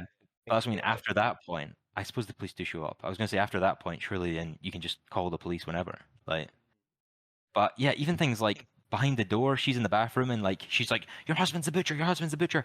And then like the family disappear and she's like, "What did you do to them?" And then they're just outside. It's like, yeah. So what did happen then? Did he just push them outside and just Right. close the door? Like I don't know. Like they build up all this stuff where it's kind of like, and this is like I think this is definitely at least partly an inspiration for Shyamalan because it kind of is for a lot of folk. But like The Shining is like early on in the film, there's like a bathroom that's like red and white. That really reminded me of The Shining, and I think that's what it's inspired by. But then I later didn't on, know. Oh wait, 2 seconds. I didn't know that the Lady Raven was Shyamalan's daughter. oh, is it? Didn't know that. Yeah. That would be why she can't act then. It's a it's a nepo casting. The the but yeah, like later on in the film, there's definitely Shining vibes with like the guy like turning on his family, but they never pursue that at all. I Hmm. get that because he definitely still loves them, you know what I mean? But like he's willing to kill his wife, he's just not willing to kill the kids and stuff. But Yeah. Yeah. It's a shame because I actually really liked his interactions with the daughter and stuff at the start, and like pretty much throughout the whole concert part. Like it felt genuine and yeah, that, and you know. I think in general I like him, but I like the idea of it. yeah, You to bring know. up Bill and Skull, yeah, I like the Yeah, idea yeah. of it. Yes, that tends to be a Shyamalan opinion of mine, I think, anyway, is that he tends to come up with pretty decent concepts. He just doesn't tend to make the most use of them. So hit or miss, like it's so hit or miss. Apart from Sixth Sense, I just can't believe this is the same guy writing The Sixth Sense, because that's such an emotional, like, deep film. And Well, it's it was like his first so, one, right? So it's just like just go an extra mile, I you suppose, know. but So we like, can just put in whatever. it's So just we can sad just though, because I just feel like there is something here, a bit like you're saying with It Follows. I think there's more here. It's just, yeah, yeah. it's not milking it dry. But I honestly, I think this film is like, it's mediocre and then bring it down one peg, and that's pretty much where I'm putting it. It's just extremely it's mediocre, but then there's a few things like the acting gets poorer as the film goes on. There's a few line deliveries I don't like. None of the jokes really land. Dude, There's you a know what? few like There's something I really didn't like in this film either. It's the point of view conversations. I really didn't like that because to me, it felt like a video game when you're talking about the NPC and it's like cutting back and forward kind of thing. That's what it felt like to me, and it really took the rhythm from the conversation out because it felt like they were pausing every time they were responding. I don't know if you picked up. That was a really big issue for me. It was mainly when he was talking to the other mum, like the ginger mum. yes. That just felt really awkward to me. I did like the t-shirt guy though. He was funny, so well, he was Yeah. enjoyable. Apart from his, I think his post-credit scene, the idea of bringing that back for a post-credit scene, I really liked. And as soon as it came up on Yeah, screen, I was like, yeah, this is good. And then he yeah, talked, and I was like, that wasn't as funny as I was expecting it to be. right, yeah, yeah. I'd rather just his reaction, like doesn't say anything. It's just Didn't like say anything. the Yeah, yeah, reaction yeah. of his face dropping or Exactly. something, you know. Exactly. Obviously. 100%. Yeah, And as the post credits podcast, I take personal offense to a potentially better post credits. This has yeah, become personal. true, Yeah. true. But and Yeah, also to the guy in the front of me in the cinema, I'm glad you enjoyed explaining extremely obvious things to your wife, like when he sees his mom in the doorway and she's like, "Oh, come to me, son," and then this guy in front of me leans over and whispers to his wife, "That's his mom," and I'm like, "Yeah, she said son." That's his mum. Like this went on the whole film. I shit you not. This guy was chatting through the whole film, and it was just extremely obvious things. So sorry to that wife, but your husband just mansplains chronically and truly God enlightening damn, stuff. So there you go. god But damn. and while we're on the subject of dads and dad jokes, this film should have been called Fap, Oh, not Trap, because it made me question my decisions in watching it, and it made me sleepy. damn, Yep. damn. I very nearly fell asleep towards the end of this film, and I very rarely fall asleep in films. I wasn't getting sleepy, which is rare for me, but I was getting a bit restless. I was just like, right, okay, like, can we finish up now? I kind of want to leave, you know, just like I think I've seen the film now. Like, Yeah. I saw the parts I was interested in, and now it's over. I think Yeah, yeah, positives. The little girl's good. She's pretty. good the whole film. She's not outstanding, but she's pretty good the whole film. Plays her role well. Yeah, Damien, the clerk kind of guy, the t-shirt guy, he's good. Yep. If just completely retarded. Just gives this guy the code word, everything. Like, Yep. Yep. oh.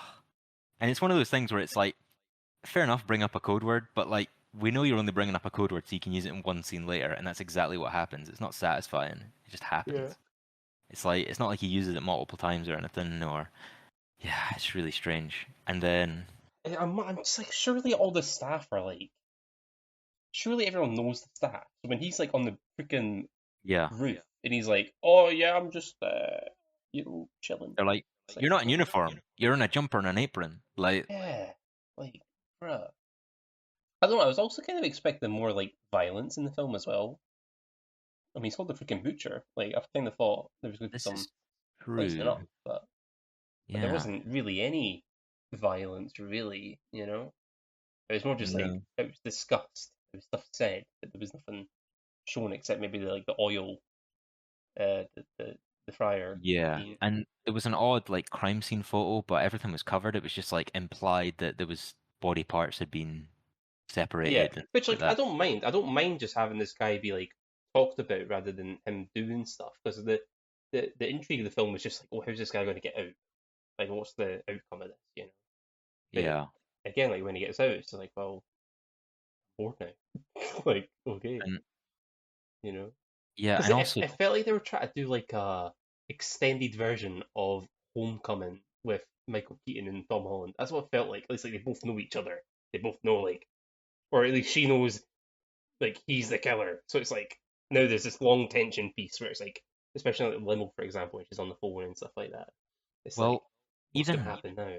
do you think it would have been even more interesting if the daughter knew from the get-go he like the mum told the daughter that he was the butcher and that the daughter has to keep him in place so the police can come get him. And the whole film he's trying to get away and the whole film the daughter's trying to keep him there. But she's like working Mm, against her dad and she's like like you know what I mean? I know my dad's a bad guy, but he's got to yeah, go. You know what I mean? Like, yeah. so she's got that conflict. At least something to do, I guess. Mm, true. But I'm not saying that's a better idea. It's just like an idea. Something. But I But think the main thing is it just felt kind of aimless. It just like it felt like we didn't know where we're going because that was my main thing when we left the concert. I'm just thinking, where do we go from now? Where do we go now? And not in a good way where it's like, oh, I'm curious. I'm more just like, what? Like, yeah, like I'm like, excuse me. There's still more of the film.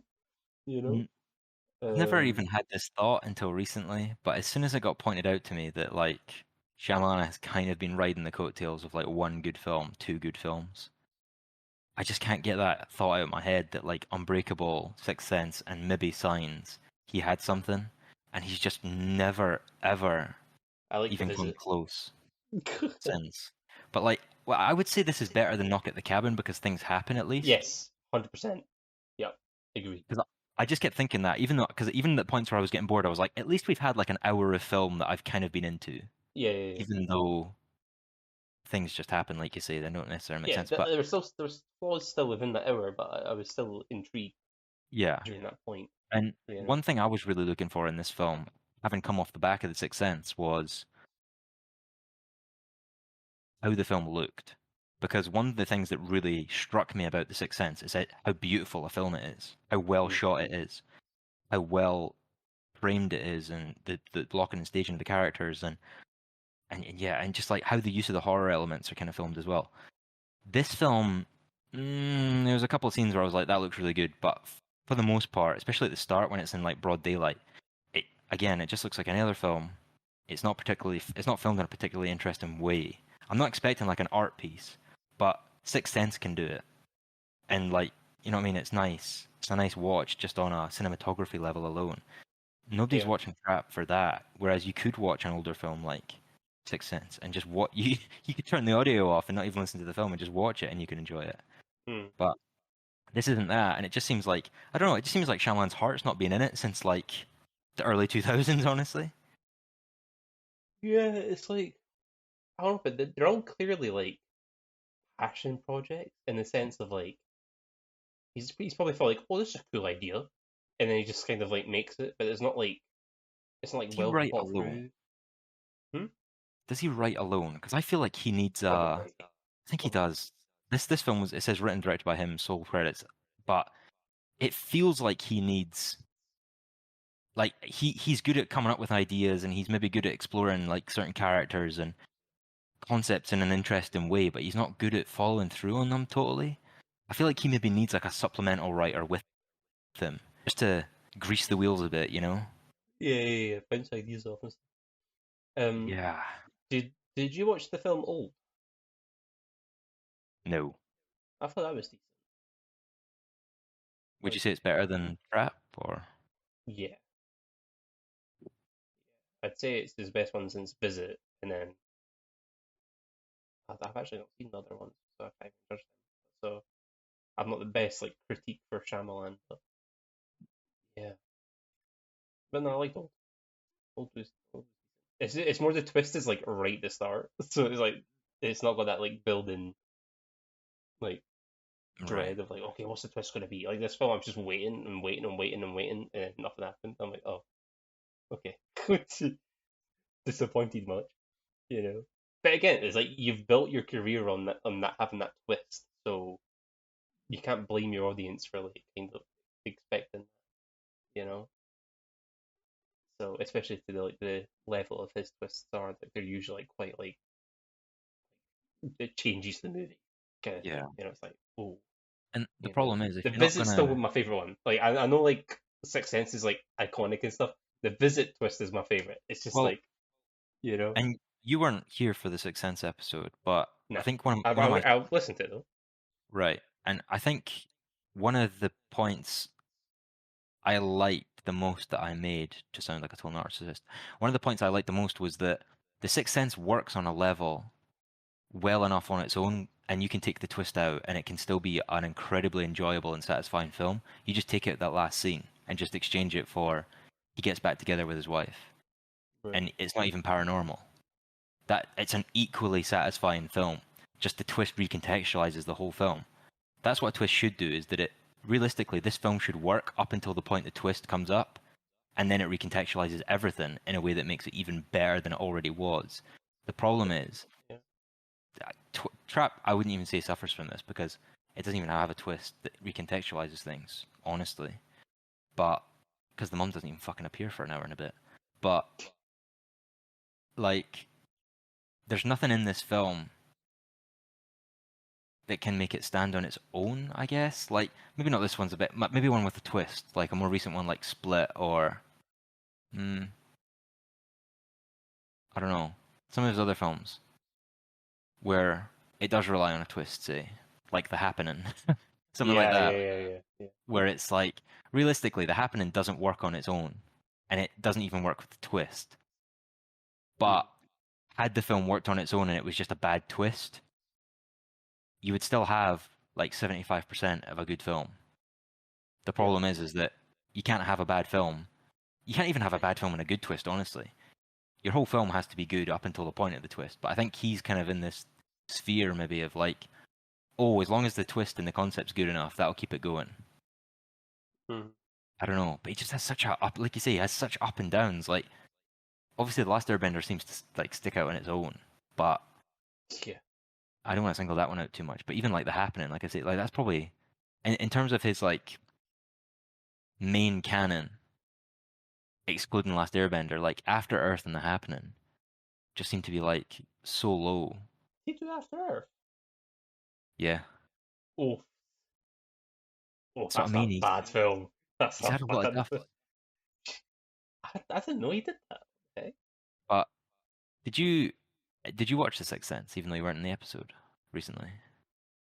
No, I wasn't in it because No, I didn't have time to watch it. because I'm still even planning on though seeing it at some point, though. Just to get my take on 100%, I would absolutely because it's it. like night and day. Honestly, not pun intended, I guess, but it's just absolutely night and day. It's like a different person made this film, and it might well be that it was just in his youth he was a different person, but it just Pardon it's me. like a one. It's just like one hit wonder, and I just feel bad because it's like there is really something to Unbreakable and Sixth Sense, I think. And it's just There's no other director this is more no, inconsistent than freaking just Shyamalan. I'm looking just at to his IMDb now. I'm just like, Jesus Christ, it literally is yeah, off and on. and just to watch him like peter out like this, it's just because like this isn't even that like compared to some of the other concepts like a beach where people grow old or like is the visit the one with like it's The actually the grandparents, modern day, no, you the know? grandparents, All right. Which is the one the of his? village. The Village. Yes, The Village. Um, yeah, like those are good twists in themselves, but I don't know. It's just fuck. What was the point I was going to make? Those are good twists in themselves, and they're good concepts in themselves. But I just feel like there's not any weight behind them, and Okay. it just annoys me because I'm like, it's almost like there's always something to one of his films. There's never like nothing there. There's always something, but it's just like he's forgotten how to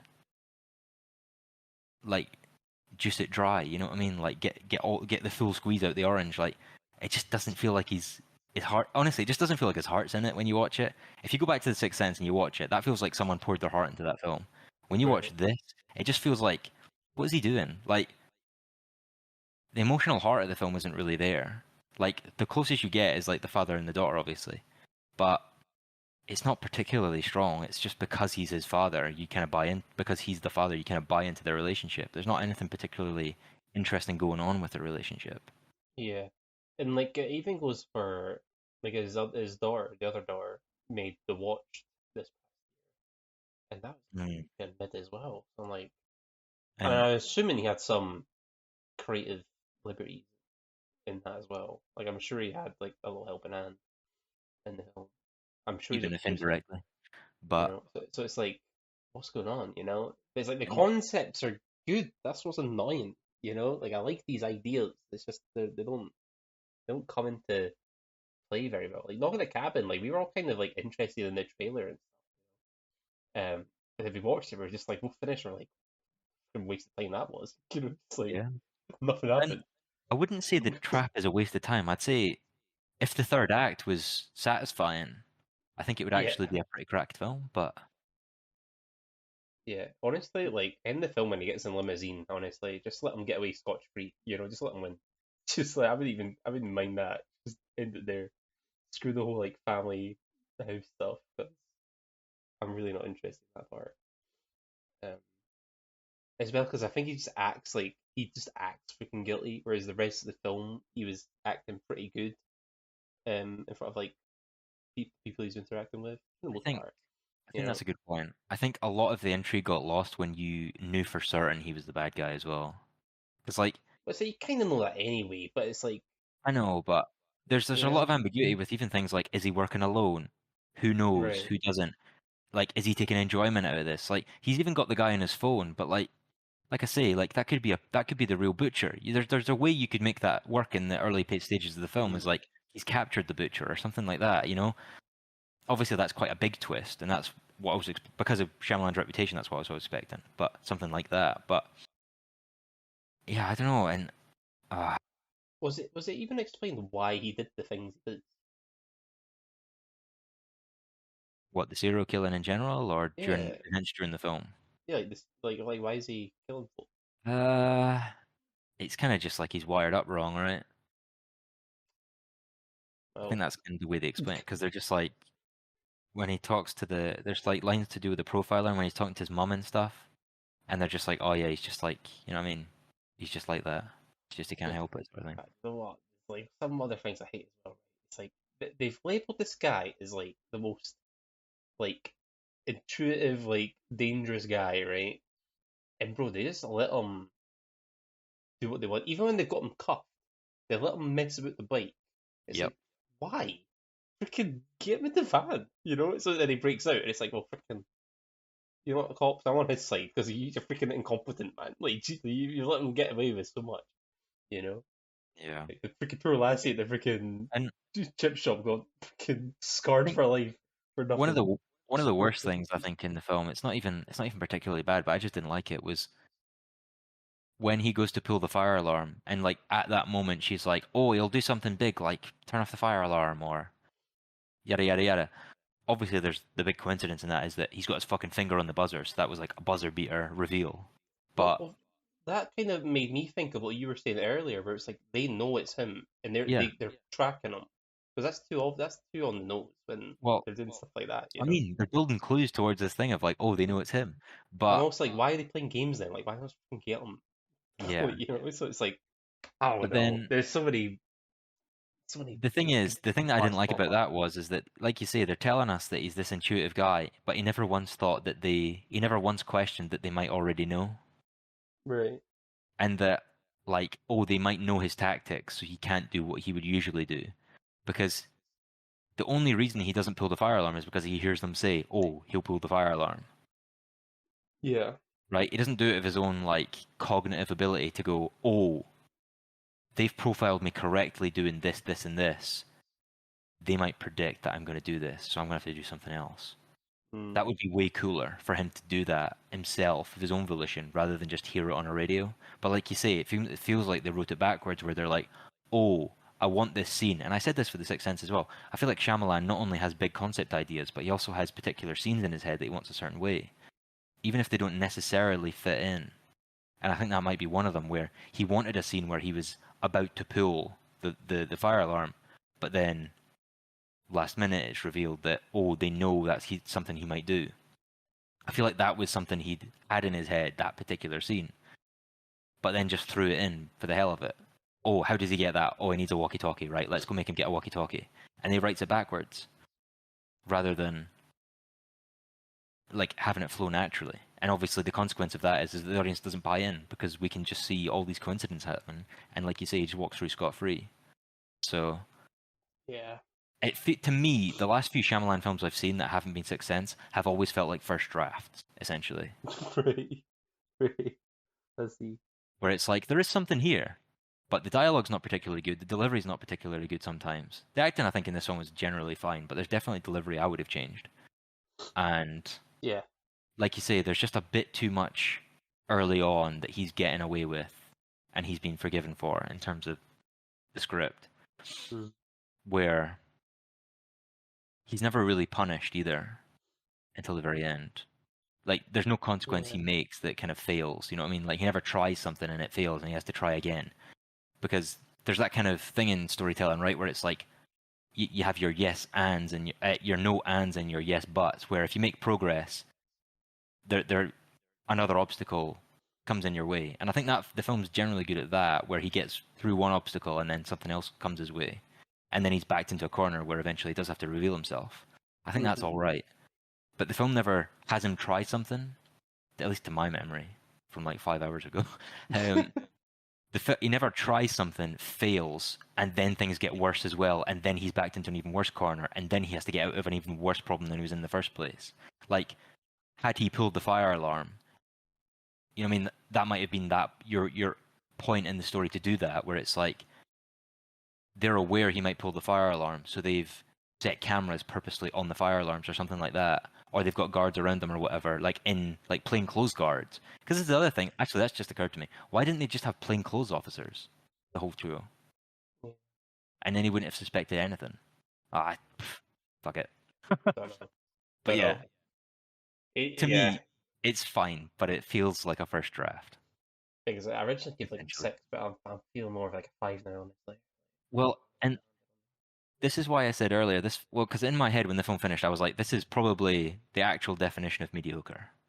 Yeah. But I think it's the definition of mediocre, and then like one tiny point below, because there's a few things in this that are bad, Yeah. like you say, like in the early stages, he gets away with a lot, and some of the delivery and acting I don't like.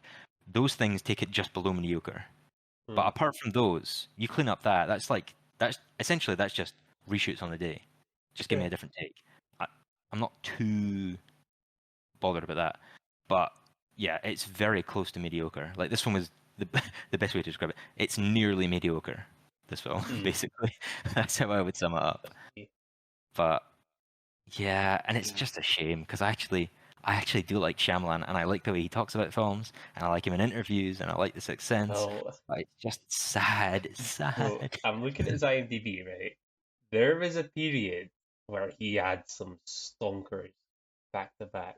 between the years of 2006 and 2013, he made Lady in the Water, which people really hate apparently. I've never seen it. The Happening, Last Airbender, After Earth, back to back. They're back to. How did he survive that? Jesus, like three of those films are literally known to be like one of the worst films ever made. After Earth, Last Airbender, and Who Happening. does he have dirt on? What producer does he have dirt on that's willing to No, give I him keep mean, giving him money? like how is he even still working after that? Like a normal director would get freaking canned, bro. Crazy, crazy. But you know what? I'll watch his next film because I'm just always interested, So that's the kind of cheat code he has. Do you think He's it's just, funny that you have like your Nolan types and stuff like that where he's managed to keep a consistent because they kind of have a similar like working period, I guess. Like, and they tend to do the careers are obviously different, but they tend to they've kind of had a go at similar things, right?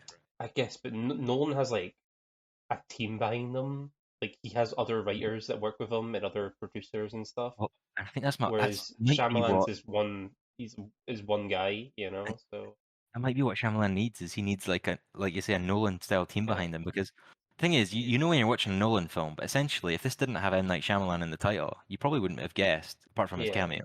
yeah. But I mean, that's the thing. Like, it's like every like Spielberg has fucking help. Bloody George Lucas had help from bloody the two best Star Wars films. So it's like, so it's like you don't need to do it alone. Like it's a freaking team effort.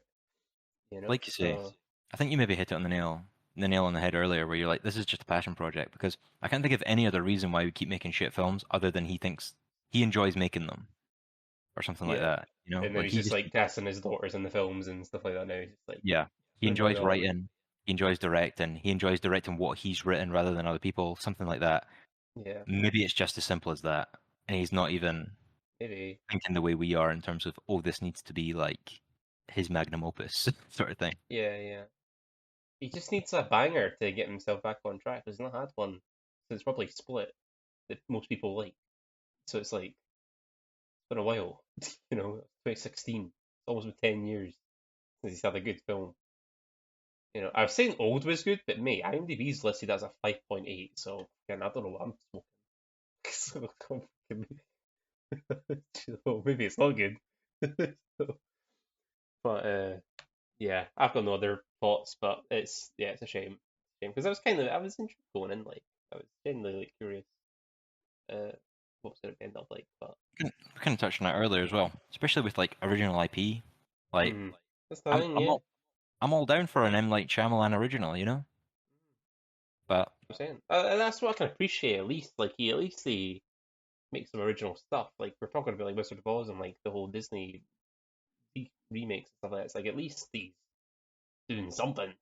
It's just that they could be so much better, I don't want to be that guy to be like, oh no, this is how you do it, Shyamalan. It's like, come on, like, you've had like 25 years of freaking I do experience. Like, I do think surely, I would like to know as well how much involvement he gets from like people pushing back on his ideas because right? it's a shame when you hear all these like stories of what could have been for films and all these directors don't get their way.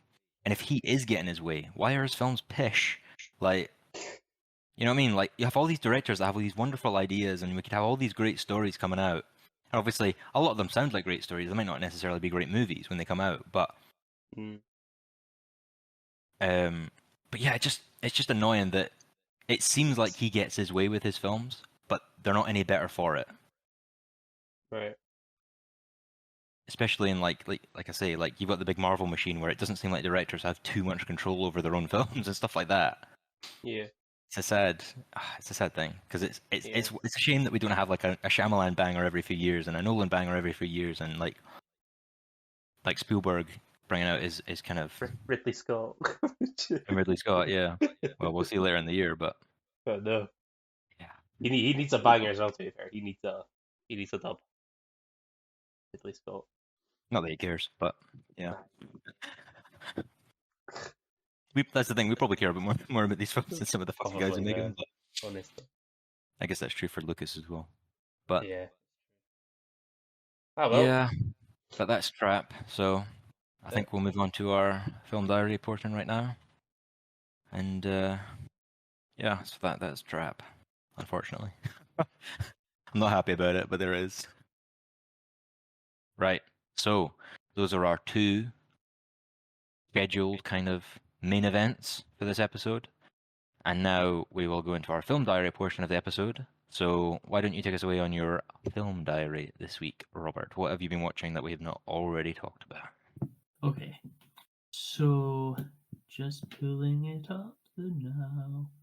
Okay, so I'll start with probably the two fastest ones. So I watched the rom-com this week called Love, Rosie. Have you guys seen it? Nope. Okay. So it's mate, It it's, was it's a actually very pretty high good. chance that you said rom-com. Have you seen it? And it's a no for me. I'm sorry. Okay, no, that's true. That's true. So I watched Love, Rosie. It's a rom-com. It's got Lily Collins and Sam. Is it like Claflin, the boy who plays Finnick in Hunger Games? Yeah, I've got it up. You're right. Yeah. So anyway, it's like this really messy love story, and they're like friends from when they were like in high school, and it's just this like it's like wrong. No, it's like the one of them will love the other one, but the other one will be like seeing someone or dating or not communicating, and it feels like an actual like true story. Like if the writer was like, oh yeah, this was my story, I would completely believe it. It's really messy, but it's good fun. I gave it a 6 out of 10, and the acting for a rom com is pretty good, and Lily Collins is perfect in anything she's in. So you know, What made you watch this randomly? Like, so I had I'm a rom com guy. I love a good rom com. Like I'll always, if I'm just kind of in the like I'm bored, I'll just put on like a rom com. And I remember when I was like 12, would have been 12. I would have been like young teenager. I had watched this randomly, and then I could never find it again. So then the other day I saw it and I was like, "Oh, I haven't seen this in a while. I'll see if it's still good." So I put it on, and I loved it just as much as I did the first time. It's like it's so good. Um, all I'm hearing uh, is that young Robert had a crush on Lily Collins, and you just wanted to double check. That's what yeah, I'm hearing. yeah, man, I'll always have a crush on Lily Collins. That's what I'm hearing. She's such a good actress. She also does the BBC version of Les Mis, and she plays Anne Hathaway's character. I forget her name, but All right. she's brilliant in it. She's really really good. But not in this. It's like I said, it's just that kind of like loving each other but at different points, and then she has like teenage pregnancy, and then Finnick like moves to America, and then he gets himself in like 3 marriages, and then divorces, and it's just all this. It's really messy. And you're kind of like stressed out the whole time, and then they finally get together, but they like leave it on like a cliffhanger, and then you're like, oh, and it's like you kind of get to breathe at the like end of the movie. So it's stressful. It's a stressful rom com. So I definitely recommend it to anybody. It's good fun, and they have Lily Allen. She plays like a lot of her music's in it, like "Fuck You," and that's like one of the best scenes. Is Lily Collins' character got cheated on by her husband, and so she like goes to find him at this like hotel, and then Lily Allen's "Fuck You" comes on, and then she like punches her husband. It's brilliant. It's like girl power. You're like, yeah, woo. Right. So, if you're giving it a 6 out of 10, what are you recommended to people, and like what's maybe the downfall of the film? Why are you giving it a 6 rather than a higher number? So the downfall, I would say, it feels a bit rushed at certain points. Like certain points is like it's not needed, and it doesn't really make sense why it's there, or it's just rushed, and you're kind of like, oh, okay, I would have maybe liked a little bit more of that. To kind of just like thing out, like for one example, the Lily's father, he is in like 3 or 4 scenes, and he's just this really lovable guy. Sorry, my dog's drinking water, so if you hear that, I do apologize. Really lovable guy, and then he just dies, and it's like really like rushed and random, and it's like it's like you almost had that like, oh, I was getting to feel like a connection with this character, but then it's like taken away like too fast. So I think there's a lot of that at certain points where it's like you're almost connected and then they like do something weird. So that's the downfall for me. And it's a rom-com and nothing's as good as About Time, so I don't think anything will be rated higher than an 8 for me unless it's About Time. So That's fair. that's Love Rosie. So Fair definitely enough. rate it. If you feel sad, put it on. It'll make your life feel a little bit better. And well, did it? Yeah, it did. Yeah. Why were you sad, Robert? I This is was. becoming no. a this is becoming a therapy That's no. I podcast. don't. No. I don't. I was just having one of those days, and I was like, blah, blah, blah, blah, blah. And then I put that on, and I was like, you know what? I'm really glad I'm not having a teenage pregnancy, and like in a really complicated, All right. complicated relationship with Finnick, as he loves me, then gets married, and then doesn't love me, and then gets married to some other woman, and then it's complicated, man. That would stress me out. I'd go bald by the first year. So Single and I'm Yeah. going bald, so there's clearly something wrong going over here. yeah. The fair enough. Right. How many other films do you have? You want to talk about? I have 1, 2.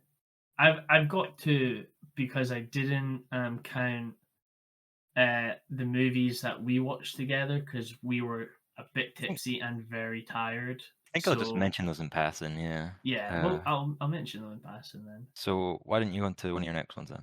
Okay, so I mentioned earlier on in the Wizard of Oz episodes, and just for briefly, and I had said Chicago, and it's a musical, and my girlfriend had suggested this, and so we watched it together, and it's because there's like a TikTok trend at the moment where it's like these 2 characters are like fighting. Sorry, the TikTok trend is like 2 characters fighting over something that's like damaging one of them. Like for example, my favorite one is have you guys seen High School Musical? Yes. Ryan, have you seen High School Musical? What's sorry? Of course. Okay, so you know Troy Bolton's dad and the I regret saying, of music. course, already. I don't have Yeah, no yeah. idea who you're talking about. Okay. The music theater woman, like the teacher. I know who you're talking about. Yeah. Okay, so like the whole premise of the story is like Troy doesn't know whether he wants to go into acting or be a basketball player, right? And so Yeah. these 2 are like, no, you need to do this, you do that. So like the song is like they both reached for the gun, and it's this edit of them like them, and then the gun is Troy Bolton, and it's so funny, but it's a really good edit. It's so good. So she had recommended that to me, so we watched it together, and it's really, really good. It's a really good musical, and I had listened to the soundtrack a couple of years ago, and I couldn't really get into it, and then because my brother had suggested it, and then actually watching the film got me really into the soundtrack, and I think that like visualizing the story really helped me. But it's about this woman who wants to be a movie star, and she's a bit of a loony, and so she imagines everything as like as a performance. So like for example, she cheats on her husband and she's sleeping with this guy who sells mattresses, and he's like, well, I'll make you a movie star. And then he's like, "Oh, I was only trying to get in your pants. I lied to you." So she like ends up killing him, and then the police come to her door, and her husband, who is also flipping fantastic. He's from Step Brother. He's Will Ferrell's stepbrother. I John forget. C. Riley.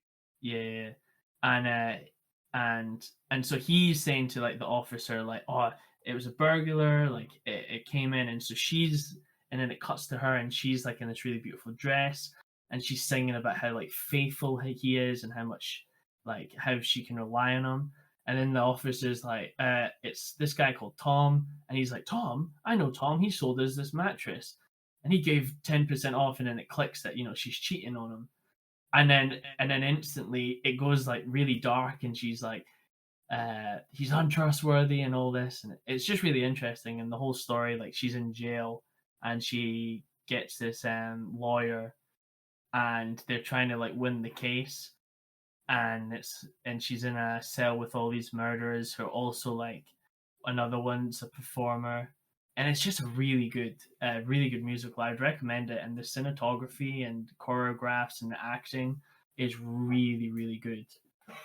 It was a really good surprise. It was one of those movies I wasn't expecting to come out really liking. Remind us of the name. Sorry. It's Chicago. Chicago. Chicago. But the cast is stacked. It's really flipping good. And it's good, and it's like a fast paced film, because I think it's like 2 hours or something like that, and it went by really quick. Mhm. But I gave that an 8 out of 10. I really did enjoy it. Okay. And the reason I didn't give it 10 out of 10 because it's a musical, and Les Mis and the Rocky Horror Picture Show are the only two 10 out of 10 musicals in my eyes. So that is Uh-huh. that is why. And then Now, the man who directed Chicago also directed Pirates of the Caribbean 4, so well, he did good in Chicago. so he's obviously he's a mixed bag. He is a mixed bag, Actually. clearly, because Pirates of the Caribbean 4 is ass, while this Well, is actually really good. It does seem like he's done a lot of work for Disney, actually, because he's Did done Mary Mary Poppins Poppins and Returns Little Mermaid. and The Little Mermaid as well. Yeah. I think musicals are maybe as better, because there's a scene that, again, it's the For the Gun song, and it's they're in the courtroom, and then it changes to her, and she's been interviewed, and they're like, oh, do you speak for yourself? And she's now like a puppeteer, and she's sitting on top of the lawyer's lap, and there's like all these like people who are like dressed up as puppets, and like behind, all dancing, and then he's like singing the song, and she's opening her mouth, and it's a really good scene. So I definitely recommend, if you don't watch the film, to at least like watch that scene, and then maybe like go from there. So the director had, even though he failed Pirates of the Caribbean 4, shame on you. It might not be his fault, but no, yeah, he's the one with his name on the tin, unfortunately. Your name's on the tin, sir, so you have to take the beating. So, but Chicago, he did really good for that. Very good. Right. Why don't we have one of yours then, Brandon? What you been watching this Well, week? I only have one because we already talked about Borderlands. We've already talked What about have you Crash. watched this week? Well, single we say this single week. case. I watched it today. Oh. It ends with us. Whoa, Blake Lively, back again. Yeah. So I don't know. I went in very like, I don't even know, because like I wanted to be open minded, but I was like I was going in knowing it was going to be some sort of like, I hate calling it this, but like some like sort of chick flick kind of thing, like film made for lassies. But I actually quite liked it, boy. I actually quite liked it. And I won't lie, I was very uncomfortable at first because I was literally the only guy in the whole screen. And it looked even more sus because I was just sitting right at the back. So I kind of thought that was going to be a good plan, just to kind of hide, but also kind of made me feel like it looked like I was trying to hide as well. So it was like, yeah, it wasn't a good look. But Any children in anyway, the audience? He was Nah, no children. It was an adults film. 15. No, I mean any children in our audience. He was up to no good. Oh god. What we'll say about that. But yeah, so it's like it's pretty much a film about like an abusive relationship, stuff like that. I think what they do really well Sure. is they kind of they make you like all the characters, and by all the characters I mean the main two, like the ones that are dating, the sort of best friend character and the ex-boyfriend. Oh, drama. Ooh. So you kind of like everyone. Now my issue is that spoiler when the partner starts abusing the other partner, the whole film's about. They kind of make it a bit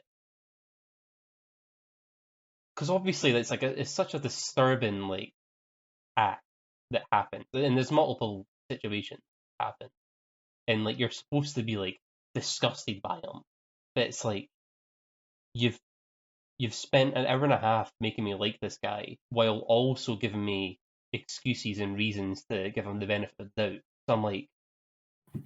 So I'm like really like torn. I'm supposed to really despise this guy for like hurting her, but at the same time, and again, this is from my point of view. So obviously, maybe like a female's point of view might be a little bit different because obviously it's like we live different lives, whatever. But like she's setting up like so many problems, and I'm not saying he's right because he's not, but like all the stuff he does is accidental at first, like blatantly accidental. Like so, for example, like there's a scene where he burns his hand, and he just sort of like spazzes his hand back, and it sort of hits her, and it's like it's clearly an accident, but it's like the film makes that out to be like, oh no, he like can beat her up. I'm like, wait a minute, like what? Like that's not what happened though. But then later on in the film, they show like a different point of view, and it's like of him just freaking battering her. It's like, well, what happened then? Because like what I saw, it was just like sort of reaction of getting burnt, and it's just sort of hand flung back kind of thing. So it's like So- it was Like an very. irrational So man. you haven't? Are you? Is it like? Is it making you question what the truth is? Well, no, it's just making me like, who am I supposed to? Whose side am I on? You know what I mean? Like is it Right. is he being like sort of like guilt trip? There is a scene where it's blatantly like, okay, he's crossed the line. He's not a Yeah. good man. But like up until that point, it's like I'm sort of like doubting her, but I feel like the whole point of the film is like, oh no, you have to support her because she's not getting abused, but she ends up she is. So it's like, why are you making me like the freaking? Mm-hmm. Yeah, like no, It it's kind of 100% sounds. like that. It kind of sounds like early on Game of Thrones, where you're like siding with like really well. It's like you start falling in love with like really bad guys, and you're like, oh, are these guys good? And then you're like, but they did X, Y, and Z, and that's like evil stuff. And then they go back to doing that, and you're like, gosh dang it! Like I like this guy, even though this guy is evil. It sounds like that. And it's like it's too real of a story to be like. It's not like Batman and Joker, but it's like, oh, I love Joker. He's so sick, even though he's like the worst human being. Yeah, It's like, no, yeah. this is too real to be like, oh yeah, I like that guy, you know. And then they start like giving him excuses and stuff. I'm just like, I don't care. Like, I don't want to like him anymore because like, he's literally just attempted like sexual abuse on her and stuff like that. Right. It's quite. It's. I wouldn't say it's very visual. I was honestly expecting more nudity and violence. There really wasn't much. I was honestly expecting like a lot. Like remember in the last duel, I was expecting that type of stuff, but it's That not like that at all. Right. Um, 10 out of 10 film, but by the way. that was really underrated. That got no Underrated. appreciation in the Yeah, box man. office at all. Don't trust Hollywood. Yeah, so it's like it's really complicated, and the only thing, not the only thing, I take that back. I think I do appreciate is that they didn't go the stereotype of like men suck. It's not the type of film. I was really worried going in that that's what it was going to be of just like this sort of like men are shit. You know, it's Yeah. not like that at all because they do show examples of good men as well. It's not just like all the men suck because like she the whole point of her story is like her dad was an abuser and now she's fallen in her mother's footsteps of becoming into an abusive relationship and Right. she has to decide between these two men who's like better for her or stuff like that, whatever. And I was fully expecting her to end with the other guy and the other guy abusing her again. And I'm like, oh my god. But no, luckily he was a sound guy. But he was also like making some decisions where I'm like, doing bro, stay with it. This ain't your right. But yeah, acting wise, Blake Lively's really good. I've honestly not seen her in too much. I've seen her in like Green Lantern and that I can't remember that one film was, but she was in with Anna Kendrick, which was a really odd film, but she was good in it. So it's like I've just seen her because of like really Ryan Reynolds a lot. So it's like I've not actually seen most of her actual films. Yeah, I So it's don't know kind of if nice to see her in. I don't know if she is in a lot because I know after Gossip Girl, I think she like movie wise went down. Not went down, but I don't. I think she just kind of like went in the back a little bit. Yeah. No, I suppose I'm looking at IMDb. There's not like a lot of like because a simple favor is what I was. That's yeah. fine. But so Family yeah, I Guy, right, mean, as well. She's probably had a lot of that on her plate, right? The what? true. Sorry? Like her and Ryan Reynolds now have a family together, sort of thing. Oh She's right, probably spent a yeah. lot of her time Yeah, for sure, taking care of that. 100%. Which, by the way, I saw the red carpet and she had like Ryan Reynolds next to her, and then the other guy had his like girlfriend with him, and they're both watching the film together. I'm like, Jesus Christ, I'd be so uncomfortable like watching this type of film with like my partner, as well as like the other partner to the guy. You know, it's like it's such an awkward visual. You know, I but think at that point you kind of like you must get used to that whole I guess, but it's like like it's just so like sexual. You know what I mean? It's like I just can't imagine being in that mindset. Like obviously they're both actors, so they both understand it's just like it's just a job. yeah. But yeah, it's just mad. But I was like, I don't know. As a sort of final point, it's like I kind of got. I didn't cry, but like I got kind of emotional because obviously I've got like my whole family's glasses, so it's like Yeah. I dread that sort of situation happening to them, kind of thing. And she makes the worst bloody decision, and I don't want to like say too much about it, but like she makes a bad decision, and I'm just like, you idiot! Like, what you freaking doing, man? Like, I get it, you're traumatized, and you're not thinking straight, but it's like, Jesus Christ, like that's not what you want to do. But the end of the film I really like because the whole point of the title is it ends with us, meaning so she has a kid, for example, and she's like, this abusive stuff ends with you and me. Like it's not gonna happen. It like from this point kind of thing. Because she refuses to be with the partner. But Really burns his hand again. whereas the mum is like refused to break up with her abusive husband. So she took that message and was like, nope, we're ending it then, because that's that fall trend kind of thing. But yeah, so I mean, I would recommend watching it, but it's like I get it wouldn't be for everyone. It's honestly not even for me. I just like as a film I liked it, but like it's not something I would typically just put on. You know what I mean? So Right. It's like a um, hard watch. think it'll You be- it's a bit of a hard watch, yeah. Do you think it would be cathartic to people who've been through it as well, or do you think it was Yeah, like I a good think so. representation, like I a good think so. representation of like it would help you get through it as well? It's tough. I think people who have been through it are gonna have maybe issues with it because they do kind of make the guy out to be like misunderstood and stuff, which I get, but it's like I just wouldn't even chance that. Like I would just make him. I don't mind the gradual descent of like, oh, he's a really nice guy to begin with, and then just gradually he's like he kind of turns. But they just keep giving him excuses and stuff. I'm just like, I don't like how you're trying to like convince me that he's just like made a mistake or whatever. It's like, no, you're actual scum, bro. Like, you know, like I don't care what you say now. Like, oh, my brother died. I don't care, bro. Like that doesn't excuse you freaking doing this. You know what I mean? So, like, you've lost me at that point. I would rather just prefer them being like, oh no, he was just bad. Because then again, it just makes it more like gratifying when she like ditches him. You know, it's like, oh yeah, you cool girl, kind of thing.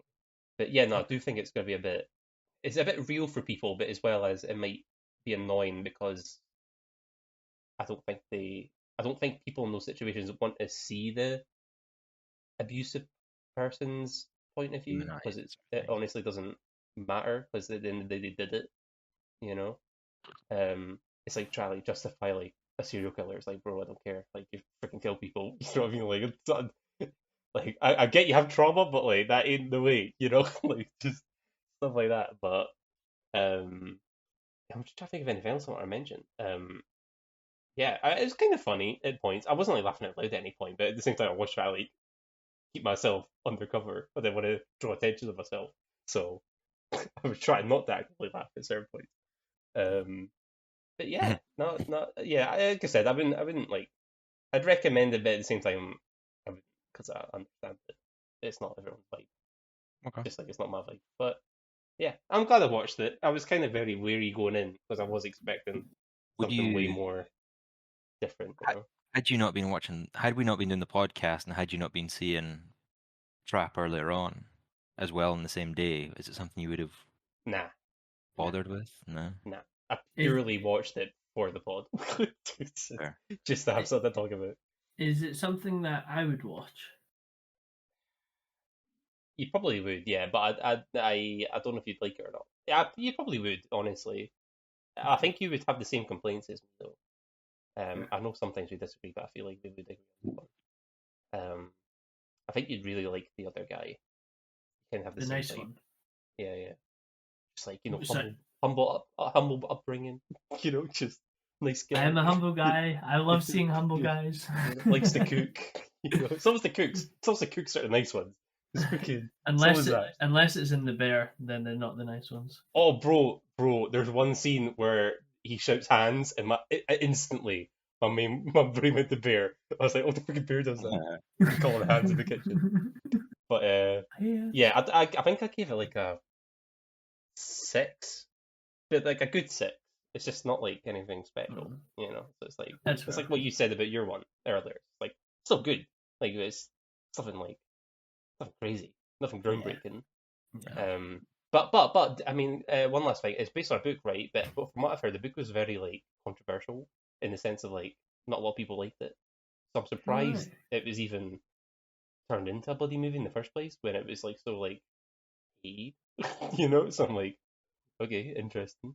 But I never kind of want to do my research and like find out what do people hate about it because was it the same issue I've got with like how they dealt with the man's point of view kind of thing, So maybe that's what it is.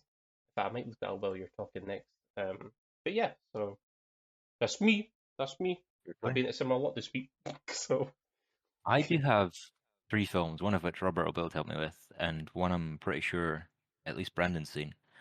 oh, I can't imagine I'm going to say too much about any of them, so I'm going to be quite swift with it. But my first one is It Follows.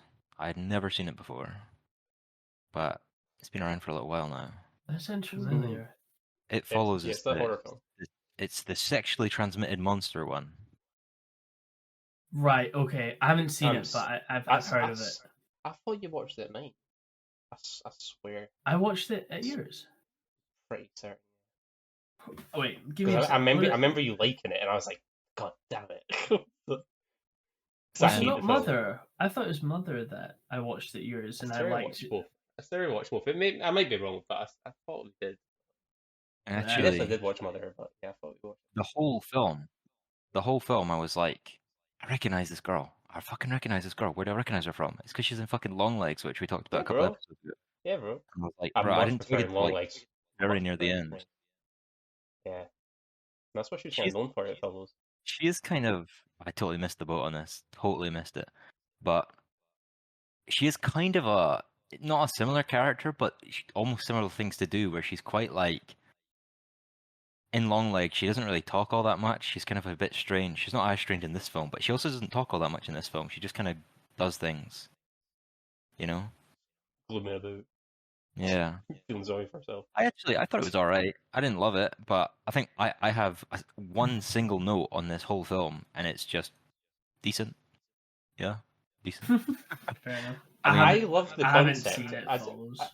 I love the concept. I just don't feel like they did enough with the concept to justify it. I love a few of the concepts, honestly. Just the idea of a STI monster, that's funny in itself, but like I think you can do something with that isn't this as well. It doesn't have to be like following you around. But even just the idea of a monster that just can only walk as well, it kind of like it reminded me of when you hear about how ancient humans would kind of hunt, and they wouldn't just run their prey down. They would just walk. Because compared to other animals, we have a lot of stamina. You know, we can just walk, and they'll run themselves out until they're exhausted, and they'll just go boom, poke them with a stick, dead. You know, obviously simplifying things there as well, but Mhm. it kind of reminded me of that, where it's like this thing will just wear you down. But I do think the main problem with this film is I just kept thinking there's just really simple ways around this. Like, just get a flight to Europe, and then just you buy yourself like 2 months, and then you can just sleep with someone. You've got like, it doesn't seem like there's any ticking clock. You can just get on a plane. Like, I don't really understand why. As soon as this is established as like, oh, this thing can come get you, I don't understand why you don't just drive the whole. Because realistically, to drive the whole length of America, I think takes about 40 hours, and it must take at least 5 times that to walk it. You know, so like Mm. 40 hours that probably give you that probably buy you a month's time at least. You just drive in like over a couple of days, and then and then that buys you like 2 months. And even when you've done that, that gives you like a month to fly somewhere. You could just fly to like Australia. This thing would never get you until like, even if it walked under the ocean or some shit. I don't know how it would work, but even if it did that, I just feel like there's so many easy ways out of this monster thing where it didn't feel like there was a adequate way for it to be constrained, like Yeah. why it kept catching up with you. But like, I feel like you could have even set this further back in time or something like that, or you could have had her have some sort of illness where she can't leave the country because she needs to stick around at the hospital or something like that, or Oh, bro, tie her that's a good down. film. Bro, that's a good film. Like if she's stuck in hospital or something and she can't Yeah, leave. Like, oh mate, that's a good idea. Yeah. but like Let's something let's to make tie her let's make down.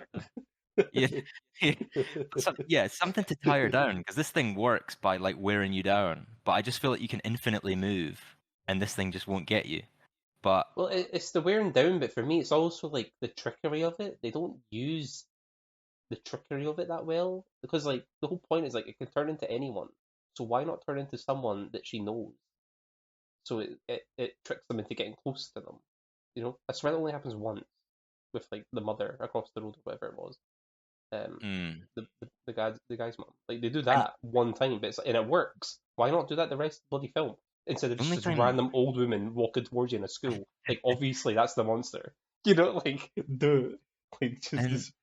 You know. honestly, as well, like the only scene where I really thought they used the idea of it, because I like the idea that only ever what like it makes a beeline for you. That it not only does it not try to get towards you by blending in, it just makes a beeline because it could walk in a crowd and like meander its way through, and that would be creepy, but it would be harder to spot. But the fact it just like beelines for you, that's quite creepy. But I feel like the only way you get away with that is if this thing is moving with the current of people. And like the Mm, last scene in the film is there's like a guy behind them, and it's kind of implied that he might be the monster, but it's just ambiguous. And I thought that was better than most of the other rest of the film, because I'm like, I like right. that idea better, that it's like you just don't know, but it could be. But you never really get that anywhere else in the film either, where she's looking around desperate, and there's people walking towards her, and she's like picking at those. It only really happens once when they're sitting in the grass, and the guy's like, "Who are you? Can you guys see her? Can you see her?" And then they're like, "Yeah, we can." And it's like, "Oh, all right." Yeah. You know, Yeah.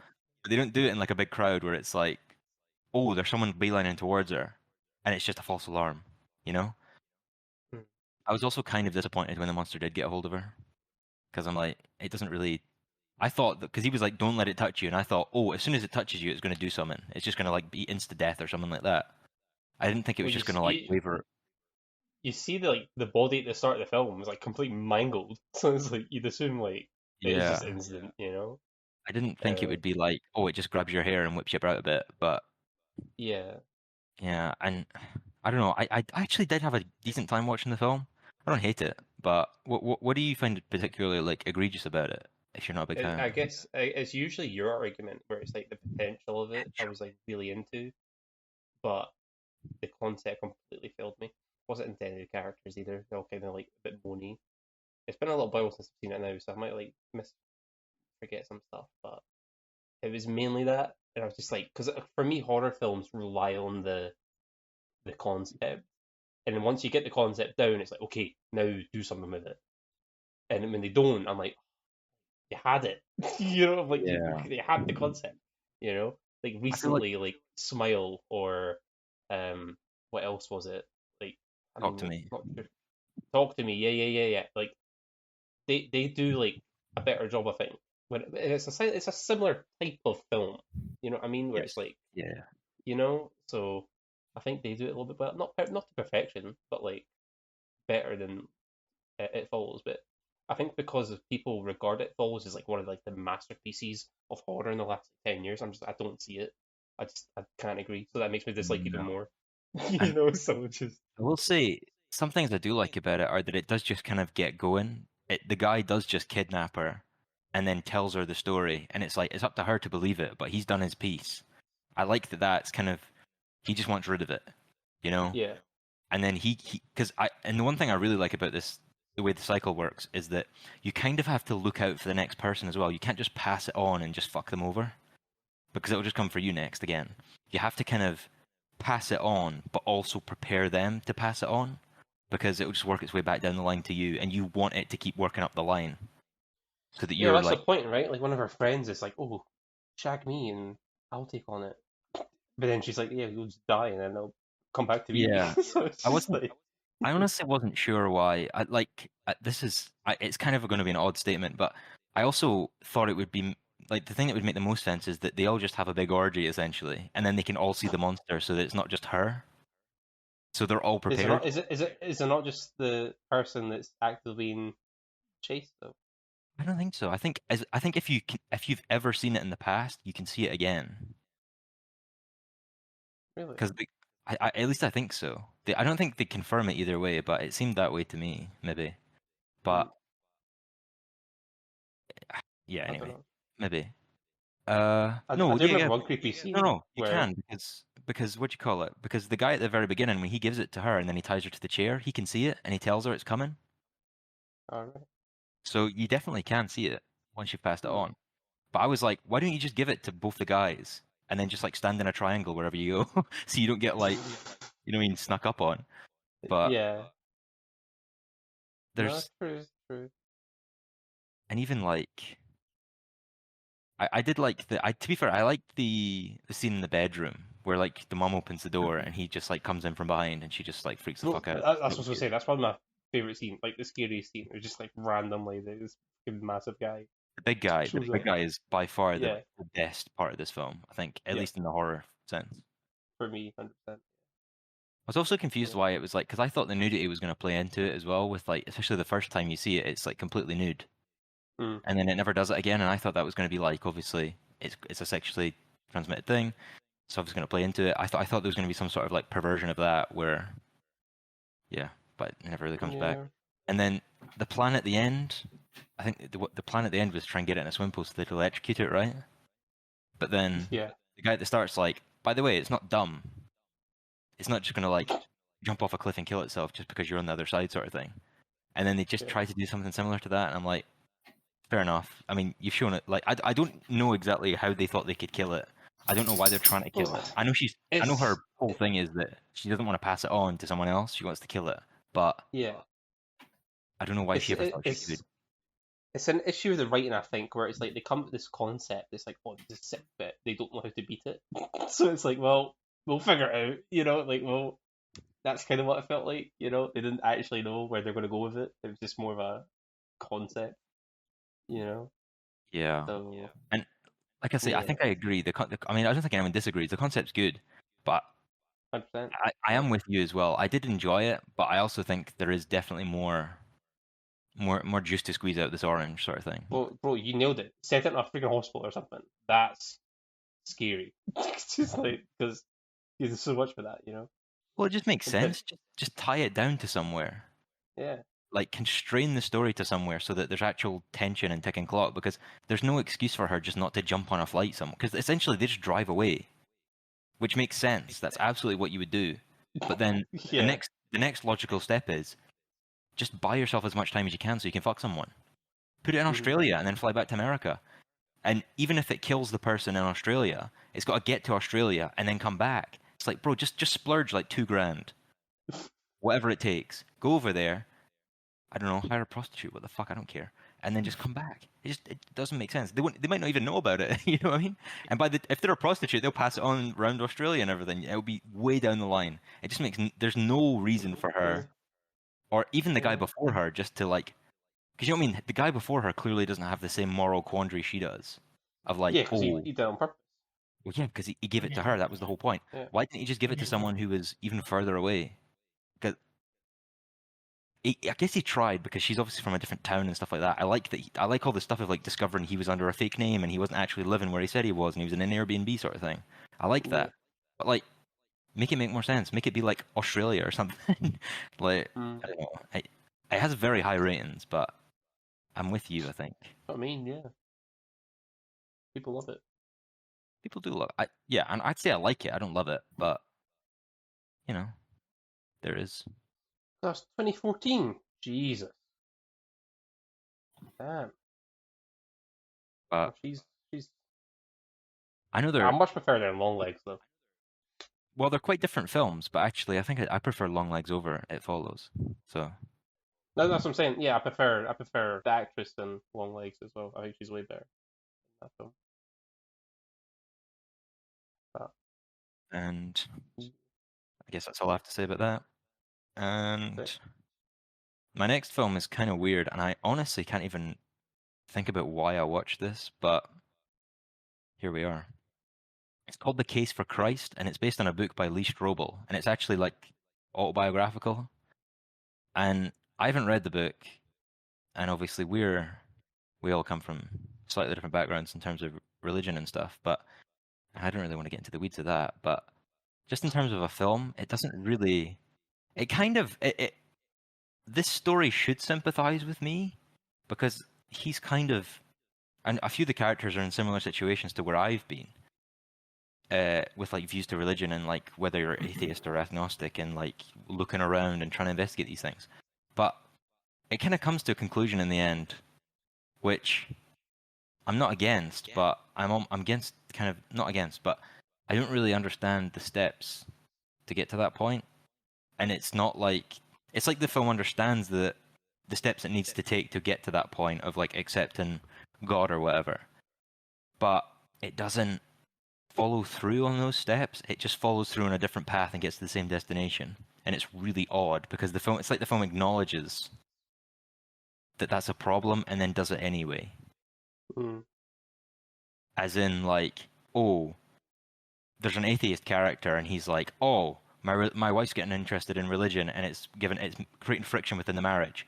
I'm gonna, because he's a journalist, and basically the idea is that one of their kids has like a near-death experience, and the mum after that gets really involved in religion and stuff. That creates tension because he's like kind of hard-set atheist.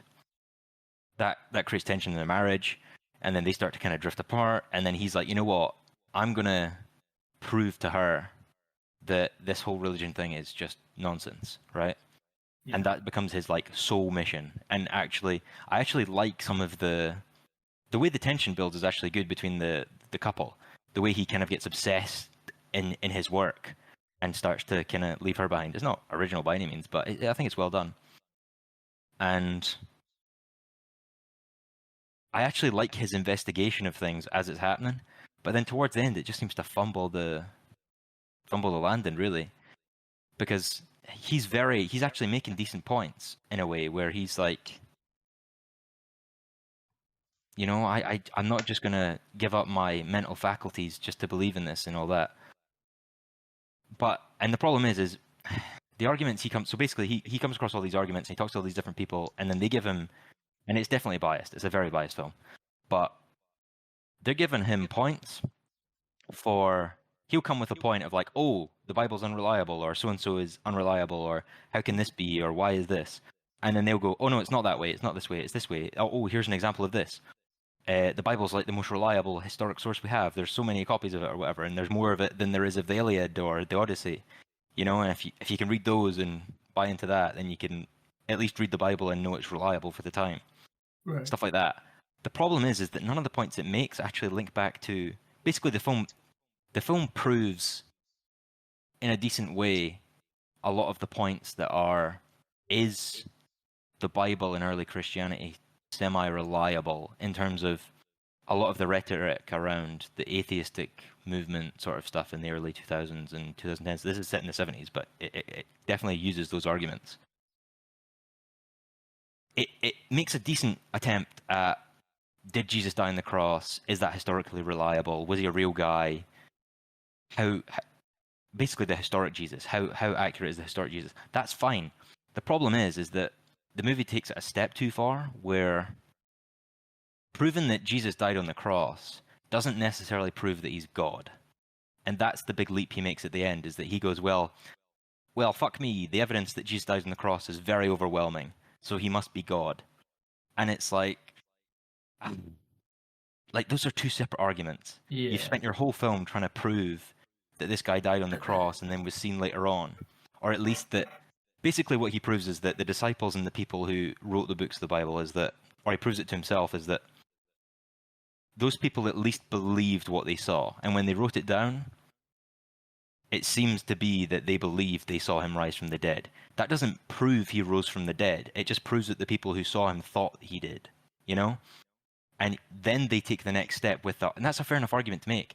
And I actually think it makes a decent attempt at that argument. But then it takes the next step too far, which is, oh, therefore he must be God. But it seems to go against the whole current of what the film was pointing to the whole time. So it's a really strange one to watch. I don't know if the book's any different. I've heard it's not too far off the same problem. But I don't know. Yeah, and like some of the dialogue's quite hit or miss. Sometimes there's some good moments, and actually there's a really good subplot that links back to the main plot well, that I was a big fan of. Basically everyone around him getting pissed off at him, and then he kind of gives in. Like his emotional state throughout the film works really well, and how that relates to his wife is done really well. But it's a strange film to watch. It only came out in 2017, but it's a strange film to watch. And I thought, especially at the start, the wife's conversion just felt so strange. It was just like a total emotional. I get this happens, but it just didn't feel like earnest, honestly. Where it was like, all right, fair enough. Like, especially when it's the whole crux of the film, really, is that it relies on her converting to Christianity, and that creates the friction. It didn't feel like they did a good enough job of like convincing me why she did. It just kind of happened, and I get that happens, but like this is a film; it's not real life, so that's Yeah, you need to convince the viewers. You can't just say, "This is it." Yeah, I mean, there's obviously something to be said for pacing, where you don't want to dwell too much on it, especially because you're not in the film a ton. More about him and his journalistic kind of journey, but Yeah. it definitely needed more. But it's not a typically high related film anyway. I can't even say why I watched it, but it did okay at some things. But like I say, it took a step too far. I find that really hard with religious films, where it's like, if you go too one-sided, then it shoots itself in the foot, and if you go like too far on the other side, it shoots the other foot. Well, and it's strange because it tries not. It's like it tries not to strawman arguments at times, and then it does at other times, and it's really inconsistent about. Is it trying to give integrity to the argument on both sides, or is it trying to just be biased? And it definitely leans into both sides of that. But then towards the end, it definitely gets biased to a certain point of view. Right. But yeah, some of the lines aren't great, and I can't imagine who this is. I know who this is for, but it's not gonna. Essentially, this one's not going to convince you of like to join Christianity. Really, Is that what it's trying to do though, or is it just like an informant?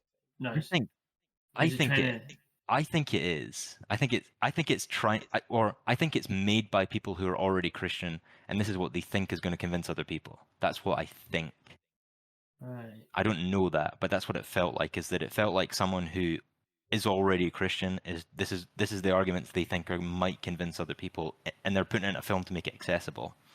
The problem is, like I say, they only really prove quote unquote. They only really make a good argument for, oh, Jesus probably did meet all these people. They wrote about him, and he probably died on a cross. That's like, that's all they. And it's probably as historically sound as anything else from that time period that we know of and that we accept. That's basically the argument they make, and I think they do a decent job of it for a film. But like I say, it's the next step they take that's just like, that's a totally different argument. It's like whether he is actually God, capital G, you know, or the Son of God. That's a very different thing. He might have said it, and they might correctly written that down, but that doesn't mean it was. Obviously, that's the faith part, but yeah, that's where they kind of fail it, I think. So Hmm. yeah. The only religious film that because I grew up watching religious films every Sunday, you know, because I grew up Christian, so we were constantly like force fed that stuff, and there was only two that like stand out to me, where it was like The Silence with Andrew Garfield, and I'll always praise that film till the day I die, and there's this comedy called is it Mobsters meets the Mormons? It's something like that, Jesus and Christ. it's absolutely hilarious. But like at the end of it, because a lot of Christian films are always like, "Oh, God's real," or you know, deity is real, and they kind of like force it to the viewers and they force it to the characters, and the characters like join the church. But in this one, it's like these mobsters have to go under like house security or police. They have to like change their names and all that and move country and stuff. And then their next door neighbors are Mormons, and by the end of it, they're like, "Look, you guys are like weirdos, and I appreciate the love and the support, but I'm not being a Mormon."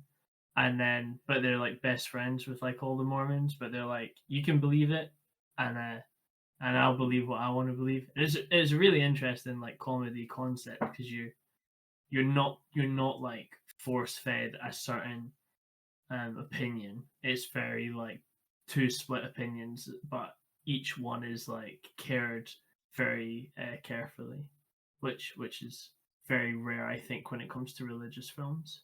Well, and I'd assume that even beyond Christian films, which are already, extremely biased, Yeah, is that Mormon films are just going to be batshit crazy.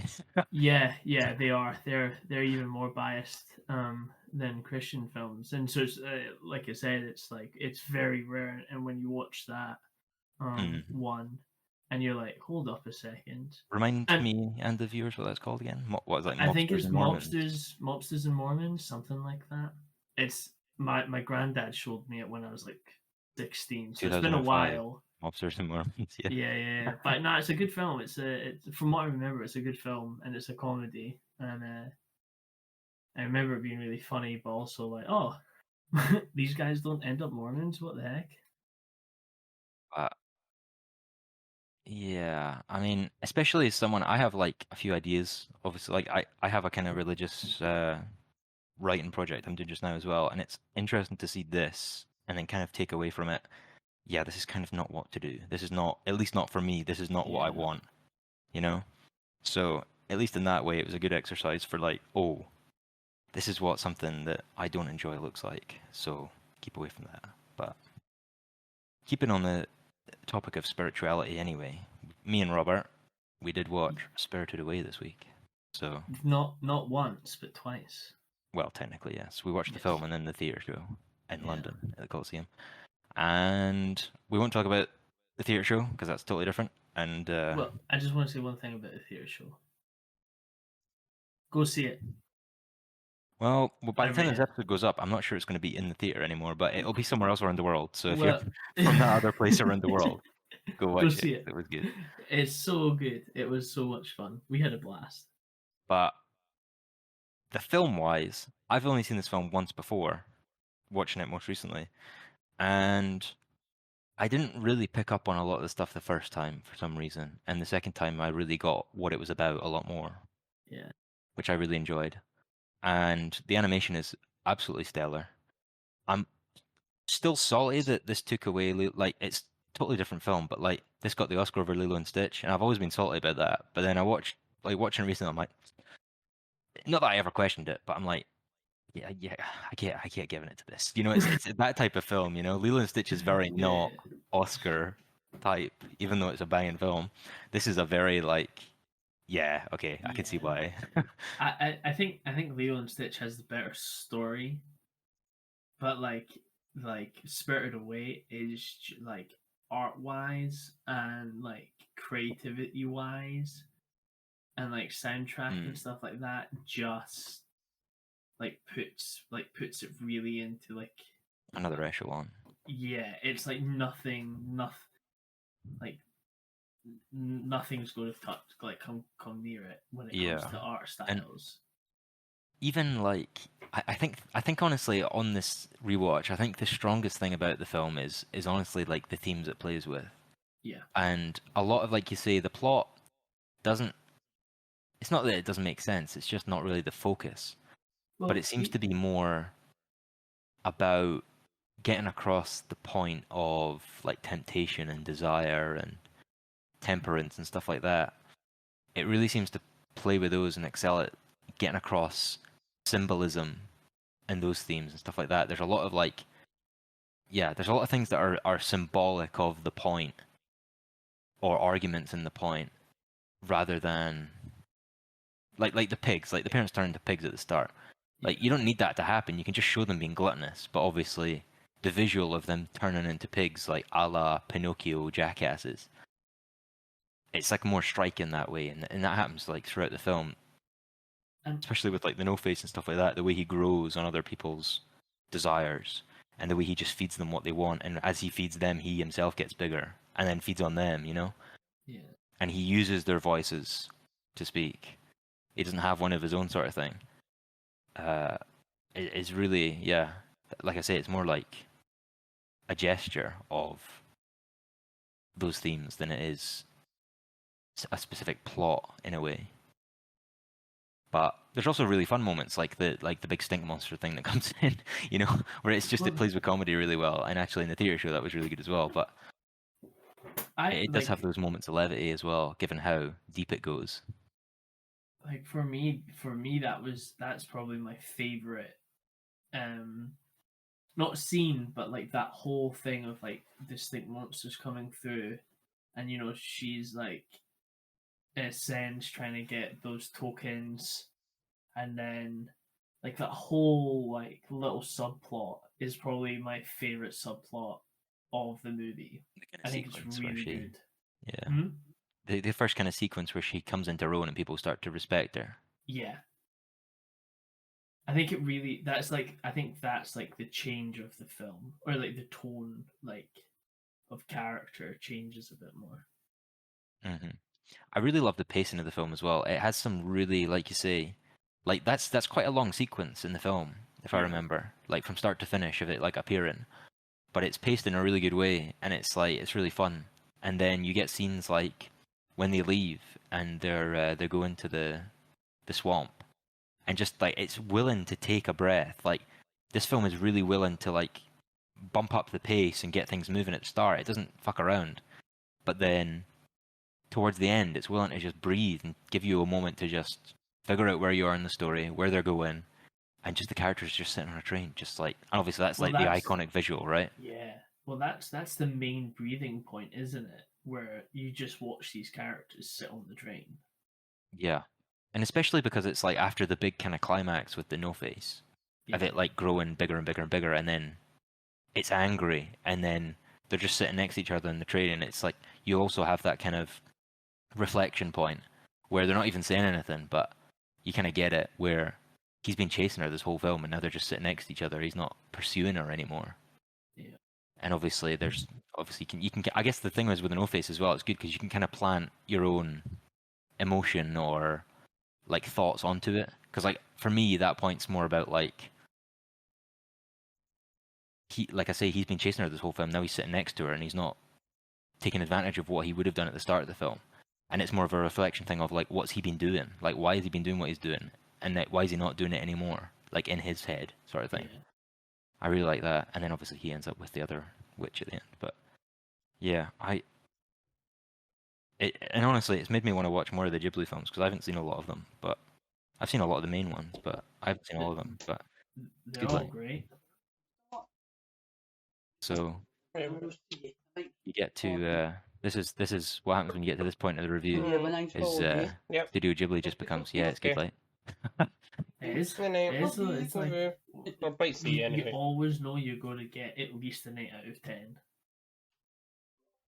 And it just makes me absolutely wish that 2D animation would make, like, obviously Ghibli's still making what they're making, but in the West, we've kind of like fallen out of love with our 2D animation, And and it's a shame. it sucks because it's films like this that remind me why I love 2D animation. And actually, obviously all animation, but things like Spider-Verse are like 3D, obviously, but they're also trying to look 2D in a way. Not exactly in this way, but they're obviously want to look like a comic book. But it's films like this that make me really like yearn for more 2D and 3D in partnership rather than just 3D dominating. I really like 2D is realistically like that's probably my preferred format for film. Obviously, depends on what you're watching, but I just love 2D animation and just I'm really upset that we don't get films like this anymore. Too often. I completely agree with you because it's like because the three of us all big Disney fans and Pixar and all that, and it's like Treasure Island. Is it Treasure Island? No. Atlantis and Planet. what's the sci-fi one? Treasure Planet. Treasure Planet. That's it. Like they are like visually gorgeous 2D films, right? Like absolutely stunning. But other than that, like I know there's Princess and the Frog, but like we haven't really had anything since that then I can remember like being that visually gorgeous unless it's Studio Ghibli or like another anime company. Like there's not really that I can put that I can remember. And how long ago were those films? But then that's the thing, because this is why Studio Ghibli is kind of like standing the test of time, right? Is that they do make films like no one else makes. Yeah. That's why they're still around, and that's why he just can't retire because he just keeps making these films. But yeah, I mean, in case anyone, you know what I mean? Like I say, I'm not the biggest Studio Ghibli fan, but obviously it won the Oscar, so it's not like it needs any more clout. But if you haven't seen Spirited Away, go watch Spirited Away. See it now. I think it's a good one to start with in Ghibli as well. Obviously, there's other ones like Totoro, which are a bit more child aimed, I'd say. Howl's Moving Castle is really good as well. Yeah. If you're more into your fantasy, then I would always like a fantasy Zelda type stories. Princess. Mononoke. I always butcher it. What's it called? Princess Mononoke. Mononoke. Like, especially if you're fantasy fans, I would 100% recommend that.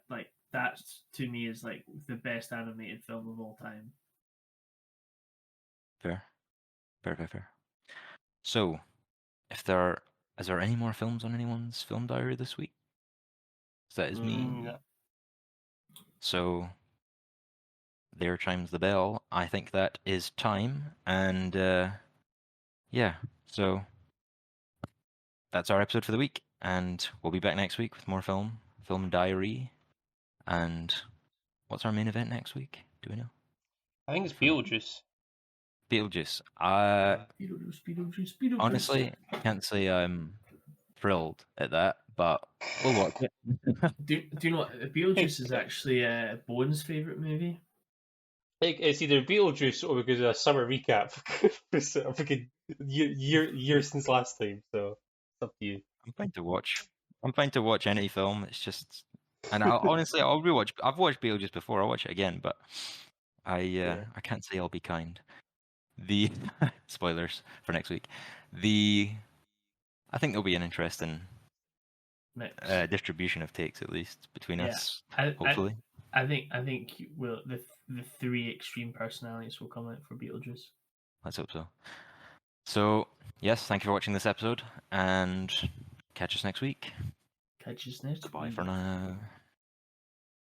Right. So now, Robert, you can stop recording.